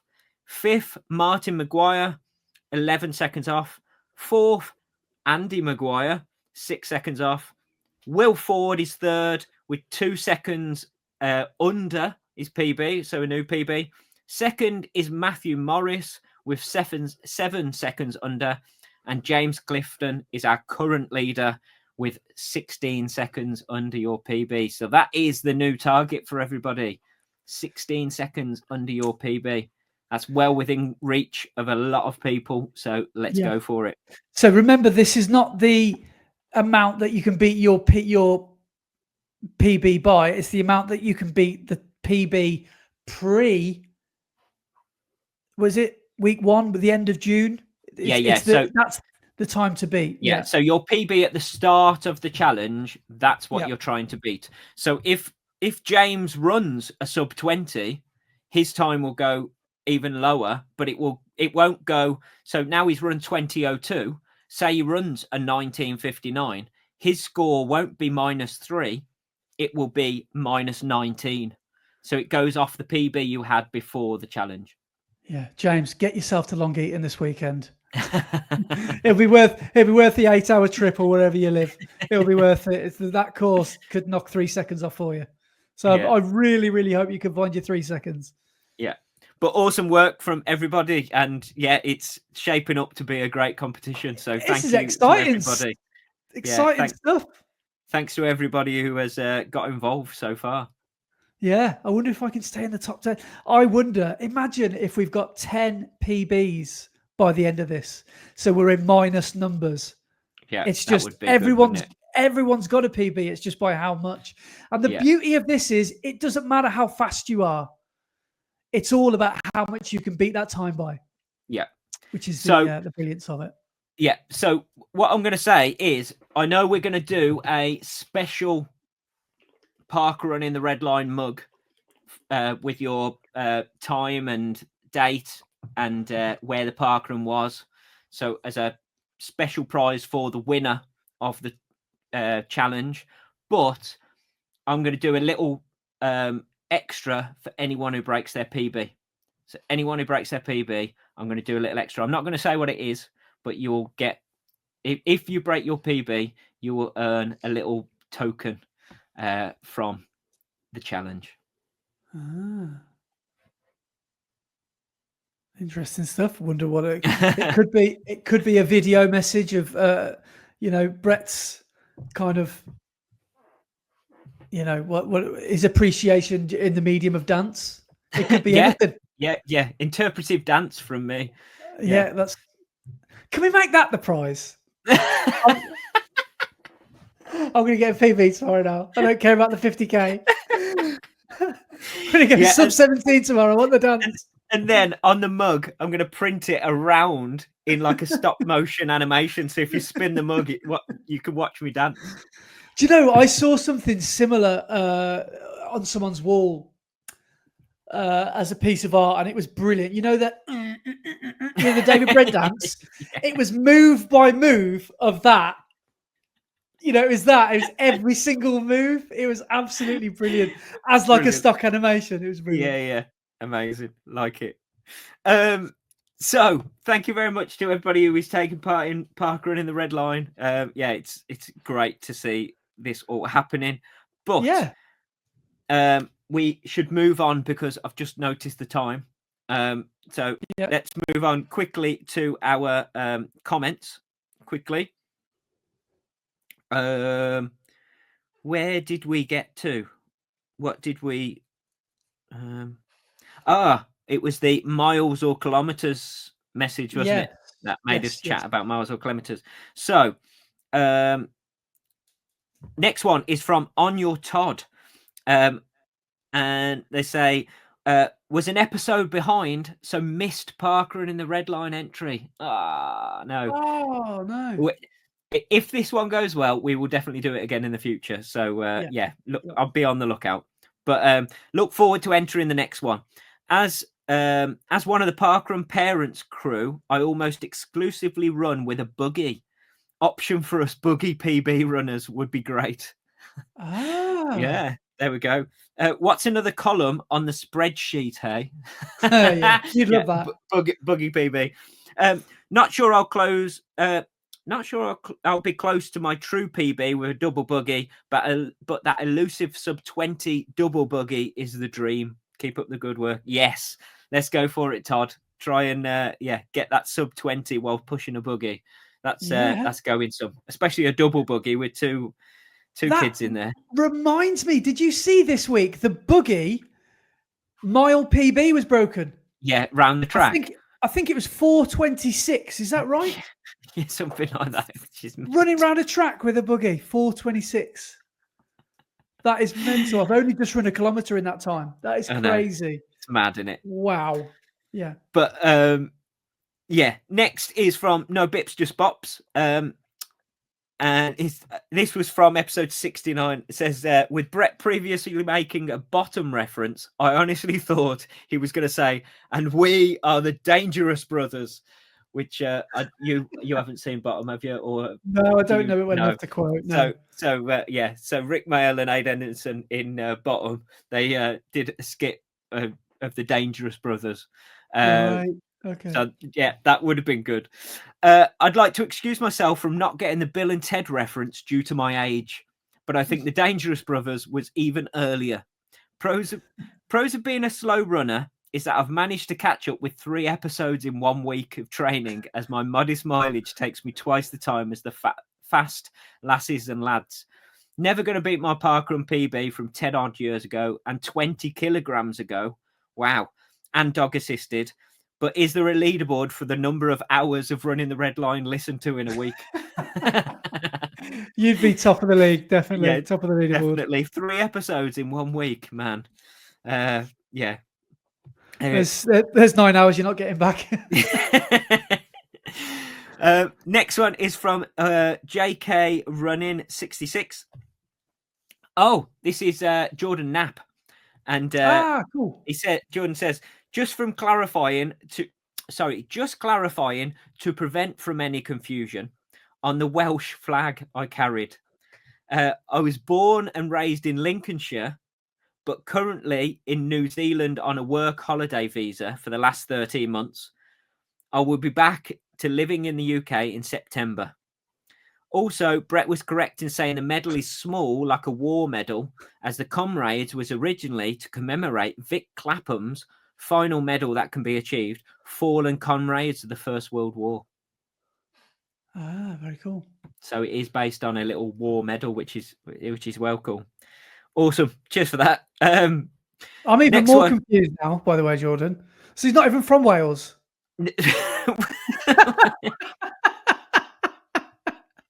Yeah, it's from Lincolnshire, currently in New Zealand on a work holiday visa, but carried a Welsh flag across the finish.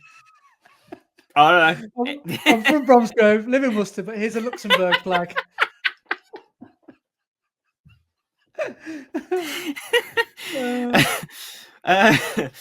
Yeah, if you can clarify that would be great, Jordan, please. We need further clarification, just to clarify the clarification, because it's not clear enough. It's as clear as mud.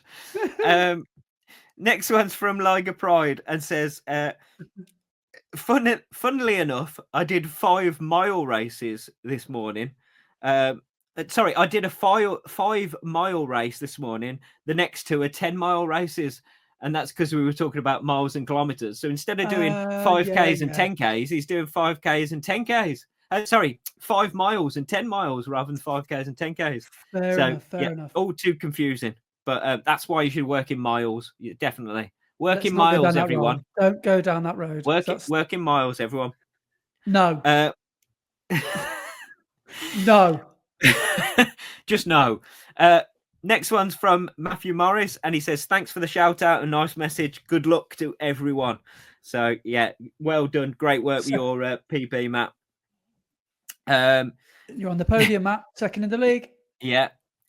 Next one is from the great 772, who last week sent us a message saying about how good barefoot running shoes are and how he'd changed to them for some of his runs to improve his Achilles. Yeah. And his next message that we've got this week is, I might have spoken too soon. My Achilles on both feet are now killing. Oh, God. I'm writing this email from A&E. I've replaced the previous problem with another. Just got to find the balance and focus on a lot of S&C, I suspect. Oh. So, sorry to hear that, but I hate to say I told you so.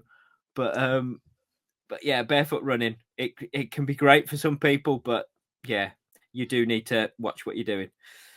Right. Next one is from Rob Scott. And sorry, the great 772. Yeah, hope the Achilles sorts itself out soon. Yeah, get better soon. Next one from Rob Scott. He says, you ready for this? Dear Milky Joe and Spirit of Jazz. I'm listening straight away.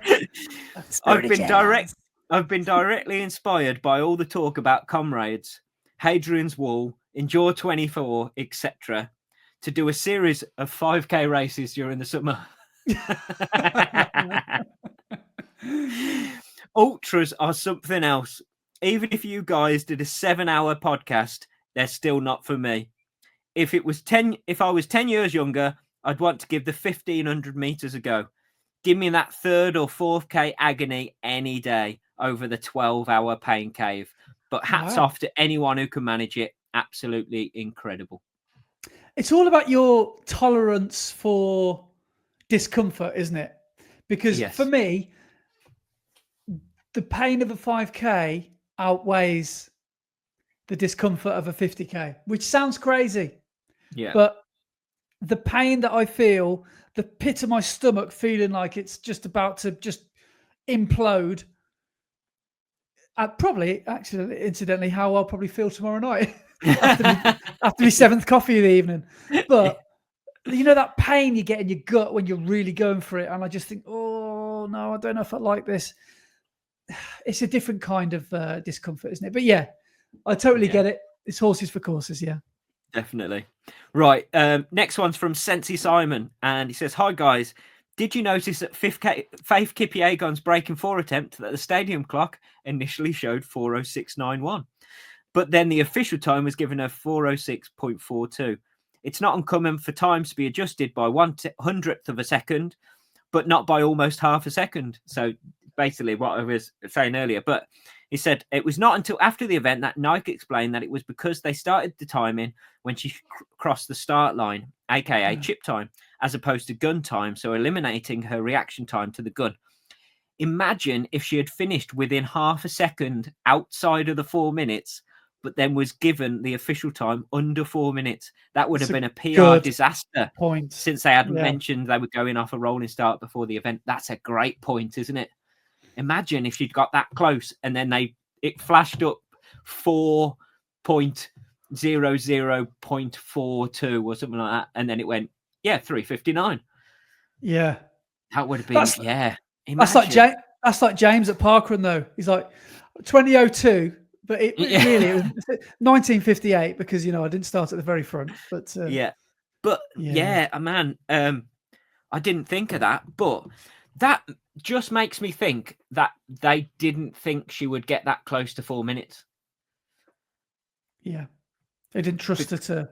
Yeah, because if they are going to go off, taking off her reaction time, would they really want that as the headline, that she ran under 4 minutes and then everybody going, no, she didn't? That's a very good point. So, I don't know. Controversial. Yes. But yeah, cheers for that, Simon. And then the last one is from Steve Hardy. And he says, thanks for your thoughts on pacing, and I'll chill out monitoring the heart rate and run to feel. I have a friend who regularly runs without a watch and is always telling me to. Is this something you guys ever do? Would you ever run without a watch? I can't do it. I need the data. I hate that about myself, but I think I need the data. But I saw recently Leggett Lee say, lose all the tech, leave your phone at home, just go for a run. You know your local area, you know your routes, you know where, roughly how far things are. Just go and just run. And that's all you need to do. But I just need, I don't know what it is. It's like a safety blanket. I need my watch. Yeah, same here. Yeah, we did that. We did that naked run challenge, didn't we? And I must have looked at my watch probably 10 times within the first 5 minutes, but my watch wasn't there because we'd covered it up, so I couldn't see anything. But I still tried to look at it. You still look at it, yeah. It's like a tick, isn't it? You can't help it. It is. Yeah. And sometimes I don't even look at the pace or anything like that, but I like to know what the mileage is, like the distance that I've run or how long I've been running or something. So sometimes I'm not even bothered by one metric, but I am by the other. And it's interesting. Yeah. On an easy run, I could maybe do it, but I'll probably record it on my phone or something. Or exactly. Put me watch in my pocket. Yeah. I don't know. I feel bad saying that, but no, I'm addicted to it. I'm addicted to tech. Hi, I'm Andrew, and I'm an addict. I'm addicted to my watch. So, yeah. Right, that is the comments. Do you want to move on to some emails? Yes, I will. I'm going to skim through some of these emails because some of them are back to War and Peace kind of era. So I'm gonna pick out the highlights of some of them. But this is from James. Now, do you remember James wrote in a while ago, showing us his fancy cars? Ah, yes. He's sent two of his cars in. Yes, look at that RS 2000. And he's also got some good news. He said, "Thanks for reading out my message of the day. Here's a couple of pictures of my vehicles I was telling you about, Brett." He didn't even mention me, as if I'm not. He knows you're not interested. Yeah, or wouldn't even understand. You don't understand. Back to the serious stuff. After 10 years of ballot rejections, I've ended up with 2 places at the London Marathon. What? I'd already secured a charity place before the ballot results had been released, and then I got a ballot place. So it would appear that London Marathon places are like buses. Wait ages for one, and then 2 turn up at once. So what about that, eh? That's amazing, but I'm not sure how I'd feel about that because I know how difficult it is to raise the money. So now that he's got a ballot place, I'd be really tempted to cancel the charity place, but then I'd feel really bad because you're not raising money for charity that you said you would. So that's like a real bad dilemma. Yeah, he's going to have to sell one of his cars or something to hit the... Actually, that's a fantastic. I've just thought defer. That's incredible. No, yeah, do your charity place this year, and then defer your ballot place till next year. And so then you get in twice. Yeah, so you've got in twice basically. You've got in for the next 2 years. Or defer your free one to next year. Sell it for more than you. You can't sell your London Marathon place. And I was just thinking about how we could cash in. No. But do your charity place this year, raise the money. You're going to do London Marathon. It will be easier to raise the money on the first year because people will be impressed that you're going to run a marathon and going to run London. So do your charity place this year, but defer your ballot place for next year, and you can run it next year anyway. So you can run it 2 years on the trot. Yes, awesome. Yeah. That's what I stupidly didn't do this year because I got a good for age place and then got my ballot place and then didn't enter the good for age because I didn't realise you could defer your ballot place. So I could have entered this year on the good for age time and then use my ballot place next year and not have to run the good for age time. But be sensible and just defer it. Yeah. Nice. Excellent. Next one is from Terry Doherty and he says, "Hi, Brandy. I'll start off with telling you that I'm suffering from a bit of imposter syndrome. I've applied for London 4 times through the ballot system, managed to get a place twice, one of them being for 2026. I managed to get through on the second ballot by paying the 50 quid that would go to charity if I didn't get in. Apparently it doubles your chances. Anyway, I couldn't run the last time, deferred the place for a year, and then unfortunately had to pull out again. So really focused on doing it justice next year. Yeah. I'm being spoiled with the shout outs from you guys. Firstly, after I met you, Andy, when we warmed up for the Wolves 10K, and now with Parkrun in the red line, can I make it 4 shout outs? 3 when you read this email and 4 when I win this challenge. Yes. Yeah, just 3 then. Just 3 is fine. He said, I wish you'd thought of this challenge last May when my PB was 28:56. So I think his PB is quite a bit quicker than that. But yeah, cheers, Terry. Nice one, mate. Awesome. Well, yeah, good luck with London 2026. Yes. How very exciting. We've got a couple more to get through. I'm going to read this one quickly from Carl Bennett. And he says, this one's called the Dead Cow Gully World Record. Yes. Did you see guys? This? Hope you're well. You've probably marked this already, but just in case, this is well worth a mention. I did actually totally forgot about this. The pace at the end, considering the mileage, is insane. And he's just linked a Strava. Oh God, I don't know if it's going to take ages to load because it's such a big file. Now, the Dead Cow Gully is a backyard ultra. Yeah. And I could be wrong. Just while this is loading, I think a world record. Yes. Okay. I think it's a 4-mile loop, and you have to do the 4-mile loop every hour. So you can go whenever you want during the hour, but within the hour, you have to be back from that 4-mile loop. This is and you mental. Just keep on going until you can't get back within the hour. So I'm holding up to the screen now the loop that he did. So there it is, a little loop. New world record, 119 hours, distance 798.49 kilometers. That is absolutely, I'm just going to see it. I don't think it's going to let me because it's such a big file. Look at this, scrolling down.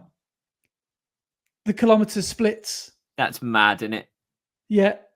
So looking at the last kilometer,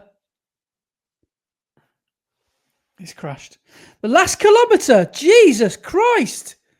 The last 800, he dropped to 3:55. That's quicker than 4 of my kilometers from Long Eaton.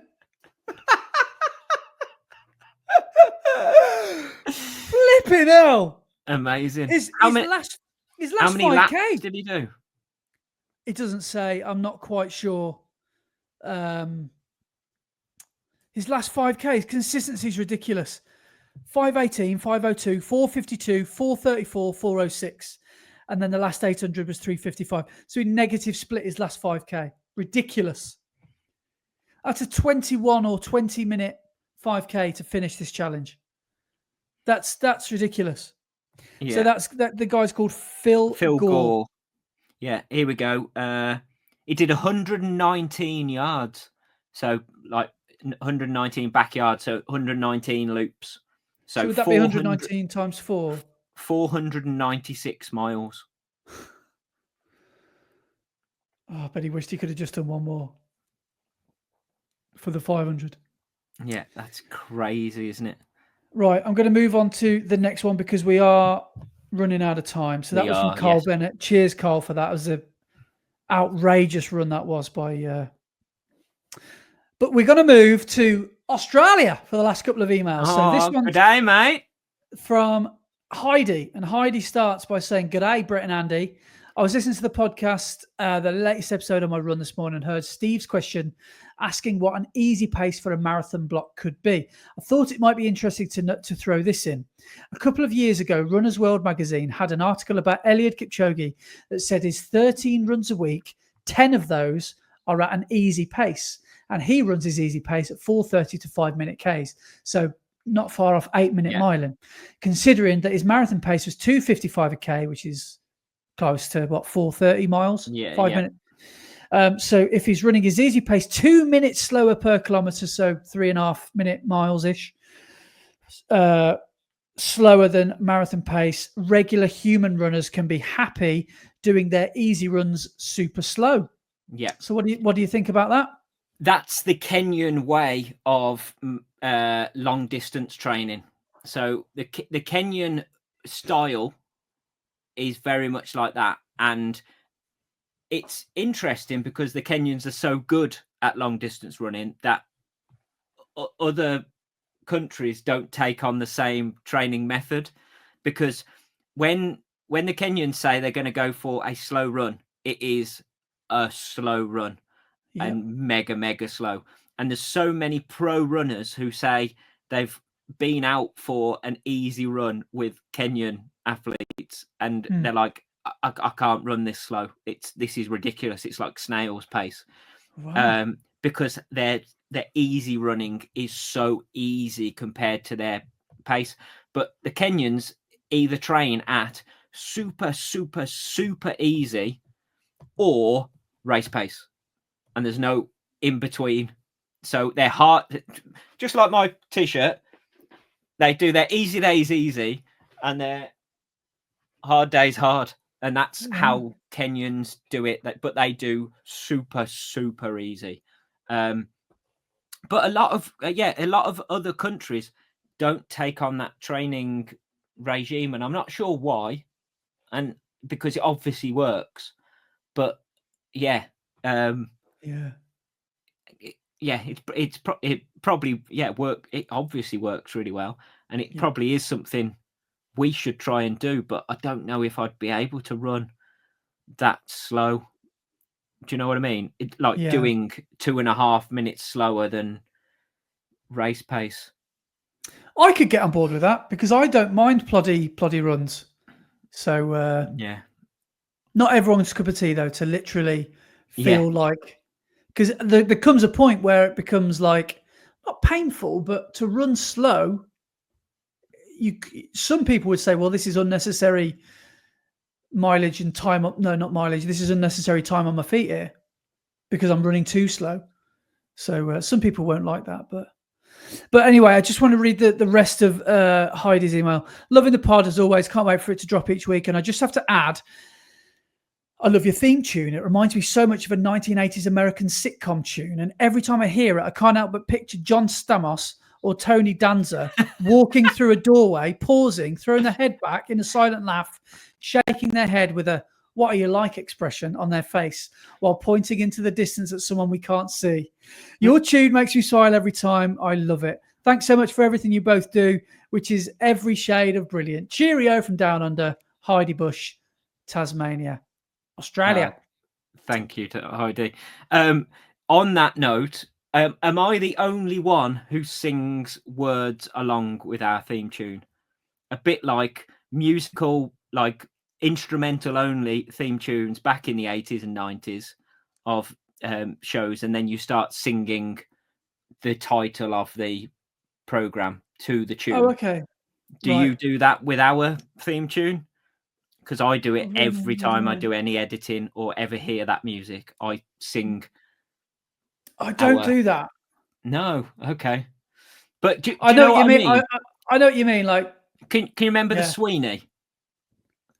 Never program watched The Sweeney. It. No. Well, it was a program called The Sweeney. It was like a cop drama, And the theme tune went ba-da-da, ba-da-da, ba-ba-da-da-da, da-da, ba-da-da, ba-da-da. And every time it's on, you always go, the Sweeney, da, da, da, da, da, da, da. And I do that every single time with our theme tune. Right. Yeah. Well, how does it go then? It goes, run the red line. I'm running the red line. I'm running the red line. Run the red line. Red line. I'm running the red line. I'm running the red line. Every time I hear it, everyone's gonna. You've just ruined it for everyone now. They're all gonna be singing. I'm running the red line. Right. So, yeah. Cheers for that, Heidi. That was that was a lovely email. Thank you. And finally, I'm going to finish with one of Amelia's. Oh, mate, we've got an email here from Amelia. Amelia, she's written us one of her biblical style emails. So here we go. Hi, Brett and Andy. It's the middle of winter here and we're getting hammered with rain. On top of that, we've had wind gusts of 80k speeds last night. On nights like that, it's hard to internalize that in just a few months, it'd be high mid 30-degree heat again. I tried my best, but I couldn't get my email to resemble anything reasonably short. Shoes news. Back in 2023, I got myself a pair of Asics Novas 3, and those turned out to be one of my best daily runners for me. I did 2,000 Ks in them before I switched to another pair in mid-2024. When my current pair of daily runners was starting to fall apart, I also did 2,000 plus in these as well. I knew I wanted to get that Nova Blast feeling again, so I got a fresh pair of Asics Nova Blast 5 for my birthday, and I'm such a happy camper. Whilst Asics Super Shoes have become one of the better options for racing, I feel that their daily runners are still flying under the radar.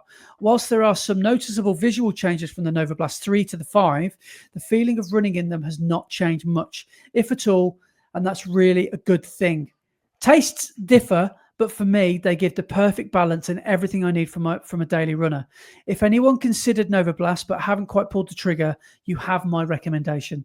Question, Brett and Andy, have either of you ever tried any Asics shoes? And if yes, which ones? No. Well, we know your answer. Yes, for me, I was a big fan and still am of the Asics Nova Blast 3s. I've put over 1,000 kilometers in mine. They were my shoe of choice in 2023, and I still wear them for occasional easy runs now because I still do like them, but I will not use them any faster than easy because I just find them so comfortable. Super shoes, continuing the topic of shoes, I wanted to share some thoughts on super shoes which have come up in previous episodes. First, a quick disclaimer. I'm not here to say anyone is right or wrong. Everyone is free to make their own choices when it comes to training and racing gear. I'm not a medical professional, so I'm talking out of my rear end here. That said, I wanted to offer my personal perspective on super shoe usage. I'd say I fall somewhere in the middle. I don't rely on them for every run, but I don't exclude them from my training entirely either. In my mind, one key consideration is that running mechanics can differ significantly between daily trainers, those without a carbon plate, and super shoes, which typically have one. If you do all your training in regular shoes and only switch to super shoes on race day, the sudden change in biomechanics, depending on your individual physiology, might catch you off guard. Yes, you'll feel light, fast, and springy at the start of the race, but if your body hasn't adapted to the altered mechanics, especially over the 12 to 16 weeks of training, you might pay for it in the final stretch of the race. Fatigue can definitely can set in differently when you've been using muscles in a way they're not used to. You can probably get away with this in a shorter 5 or 10K, but for longer races, I prefer to mix carbons at least one in while get used to that type of running mechanics. In saying that, the prices are getting absolutely out of control. Prime X2 is selling for 450 Australian, and the Metaspeed Ray Tokyo is listed at 500 Australian dollars. Question, Brett and Andy, if prices for carbon plated shoes continue to rise into the stratosphere, would you consider ditching them altogether and race marathons not in super shoes? What do you think? See, they are super expensive at the moment, and that's why I do save them for race day, because I don't want to use them too much and wear them out. when they've cost Yeah. that much money. Mm. Because 200 quid, well, over 200 quid now, aren't they? Super shoes. And as she says, like 500 Australian dollars. It's not a small amount of money, is it? So No. you want to use them sparingly, so you're only using them for the good stuff. But yeah, if you get a good pair of marathon races that you only use for marathon day, you can get 10 marathons out of that, and that'll be 400k, 500k. So that's 300 miles. So you could technically do that. yeah, But until prices jump significantly, I'll just continue to buy. But I do quite like to buy shoes that are about a year old. I don't know why. I just like to. last season's. Yeah, so it makes it slightly cheaper, and I feel slightly better about it. But yeah, they've still got me. But no, we're about a tenth of the way through the email now. So Gold Coast, the fastest marathon in Australia, is coming up soon. I'm only joking, Amelia. We're not a tenth of the way through. It's a really flat course, perfect for setting PBs. It's a race that I want to do one day. We get a good few international runners for this sold-out event. Last year, Yuki Nakamura set a new course record for women at 2:24. Whilst it's not very close, it's not close to the world record, it's still insanely quick. Speaking of British runners, I think Jake Barraclough, aka Run to Japan, might run it. Mm-hmm. I haven't checked on his plans in a while, but I remember he signed up for it and was invited for it. I know a lot of people talk about Sydney a lot. It's understandable given that it's become the 7th major and it's really picturesque course, but it's not the only good race in Australia. For any listeners out there who might consider running a race in Australia, the Gold Coast and Melbourne are both fantastic races. You need to be quick to get a place because both sell out, but it's not as hard to get into because at Sydney, I would still consider them to, because like Sydney, I'd still consider them to be premier events. For any Aussie or Kiwi listeners out there, I also wanted to mention Ballarat Marathon.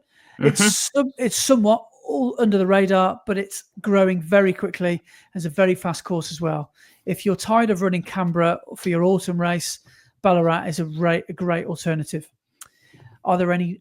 I love how she always writes us a question after a paragraph. I like that. Yeah. Are there any non-major marathons that you want to race in? I would love to run Gold Coast. I've heard the Australian podcasts talk about Gold Coast Marathon for the last few years, and every time I'm like, man, I'd like to go and run that. I watched it live as well on a stream a couple of years ago, the Gold Coast Marathon. It just looks fantastic up and down the coast. It looks incredible. The Ballarat Marathon, they had a whole series on the run up to Ballarat Marathon this year on the Inside Running podcast, and they had a whole series every week. They'd do a weekly training update with one bloke who was involved in the organisation of it, but Brady from Inside Running podcast ran it as well, and he ran a PB there. So it's obviously a decent course, but the only thing that I don't like about Ballarat is it's 2 laps. Oh, is it? Yeah, which would put me off wanting to run it. Yeah. But I'd love to run Gold Coast. That it looks incredible. Yeah, I don't know. For me, I think Valencia was the one for me, and I'm really glad that I did because it feels like a major. Yeah. If anything, it's less stressful from all accounts. But yeah, I can't wait to run Valencia 2026. Yeah, 2025 for you. Yeah, it's not going to happen. So no. We're in the last. We're on the back straight now. Okay, the Strava segment. Normally, I would not crack the top 3 in the Strava segment. However, during my peak marathon training weeks, I'd likely get in there. The catch: I'm not on Strava. I've been using Runkeeper for the past 13 years. My first log run dates back to 2012, and despite my attempts to switch to Strava on a couple of occasions, I just couldn't. The one thing that I couldn't find in Strava is the ability to customize the audio cues that are being fed in during the run. Runkeep's free version allows you to customize these quite a bit, and while Strava does allow audio cues for your runs, they are more limited than Runkeeper, especially in Strava's free version. I checked with the other runners. I checked AI assistance, but it does not look like that I can get into Strava's free version to provide the following audio cues: 1, total time; 2, total distance; and 3, average pace at every 1K. You are my last port of call. Question: do you know if it's possible to set up Strava audio cues for my preferences? No, I don't know if it's possible to do that. But what is possible is just keep using Runkeeper and just also attach your watch to Strava or Runkeeper to Strava, or if you use an Apple Watch, your health app to Strava, and it will still send your data to Strava, but you can use Runkeeper for all your runs. So you'll just have two places where all of your data is being sent to. So keep using Runkeeper. If you find that the best app to use for all the audio cues, just use that.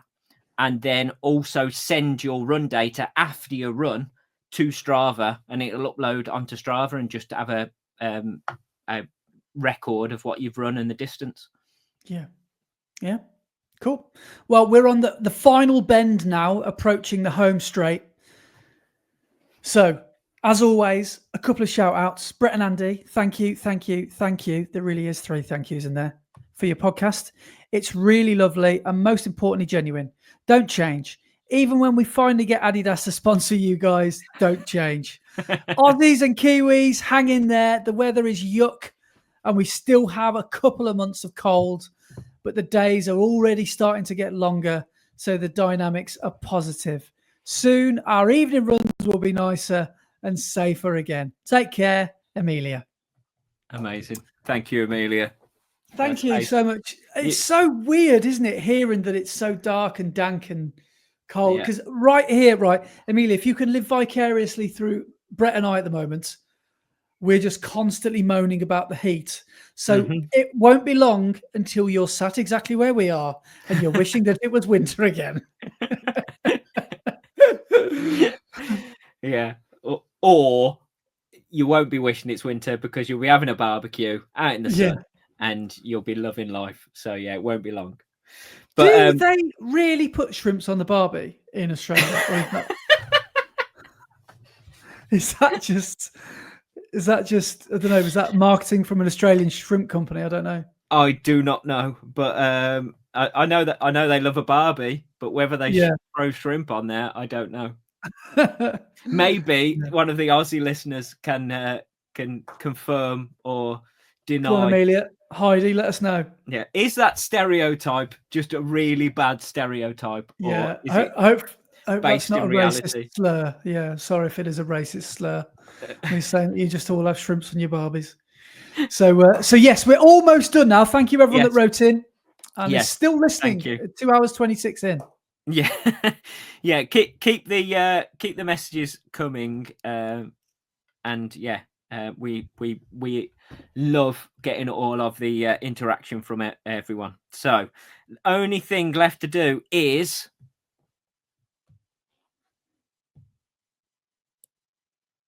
the Strava segment. It's the linger. Terrifying. So our top 3 on our distance leaderboard from last week. In first place, we have Ryan Gowan with 83.5 miles. So awesome work, Ryan. That's a big week. In second place, we have Mr. Endure 24 himself, Freddie Runs. Oh, Freddie! With 79.9 miles. Oh, so we didn't mention Freddie. Awesome Well done on work. your 75 miles. I think that's 15 laps and it was bang on target. Yeah, So that is incredible. very, very well done, mate. And he said he's going back next year to get his yellow T-shirt and hit that 100-mile mark. So I look forward to it. Yes, go for it, Freddie. Come on, well done. And then third place was Kyle Blacketer with 75.1 miles. Climbing leaderboard, in first place in his 83.5 miles, Ryan Gowan climbed 12,635 foot, which is mental. That's a lot. And then, crazy work. In second place was Mark with a C, with 7,871 foot. And third was Matt Nichols with 5,781 foot. And then our top 3 ladies, in first place was Chloe Hamard, who was actually 4th overall out of everyone with 62.2 miles. And I believe that's her first ever 100k week. So Nice one, awesome Chloe. work, Chloe. Second was Victoria Lee with 51.2 miles. And third was Leanne Byard with 44.9 miles. But yeah, amazing work. Thank you very much to everybody. And yeah, we are almost about to hit the 2.5 hour mark. So we probably need to sign off, don't we? And leave it here for this week. So yeah, if you are still listening, thank you very, very much. We really do appreciate it. And we shall see you next week. Cheers, guys. See you later, guys. Put another shrimp on the barbie. Oh, I'm so sorry. I'm so sorry. I didn't say that. I didn't mean it.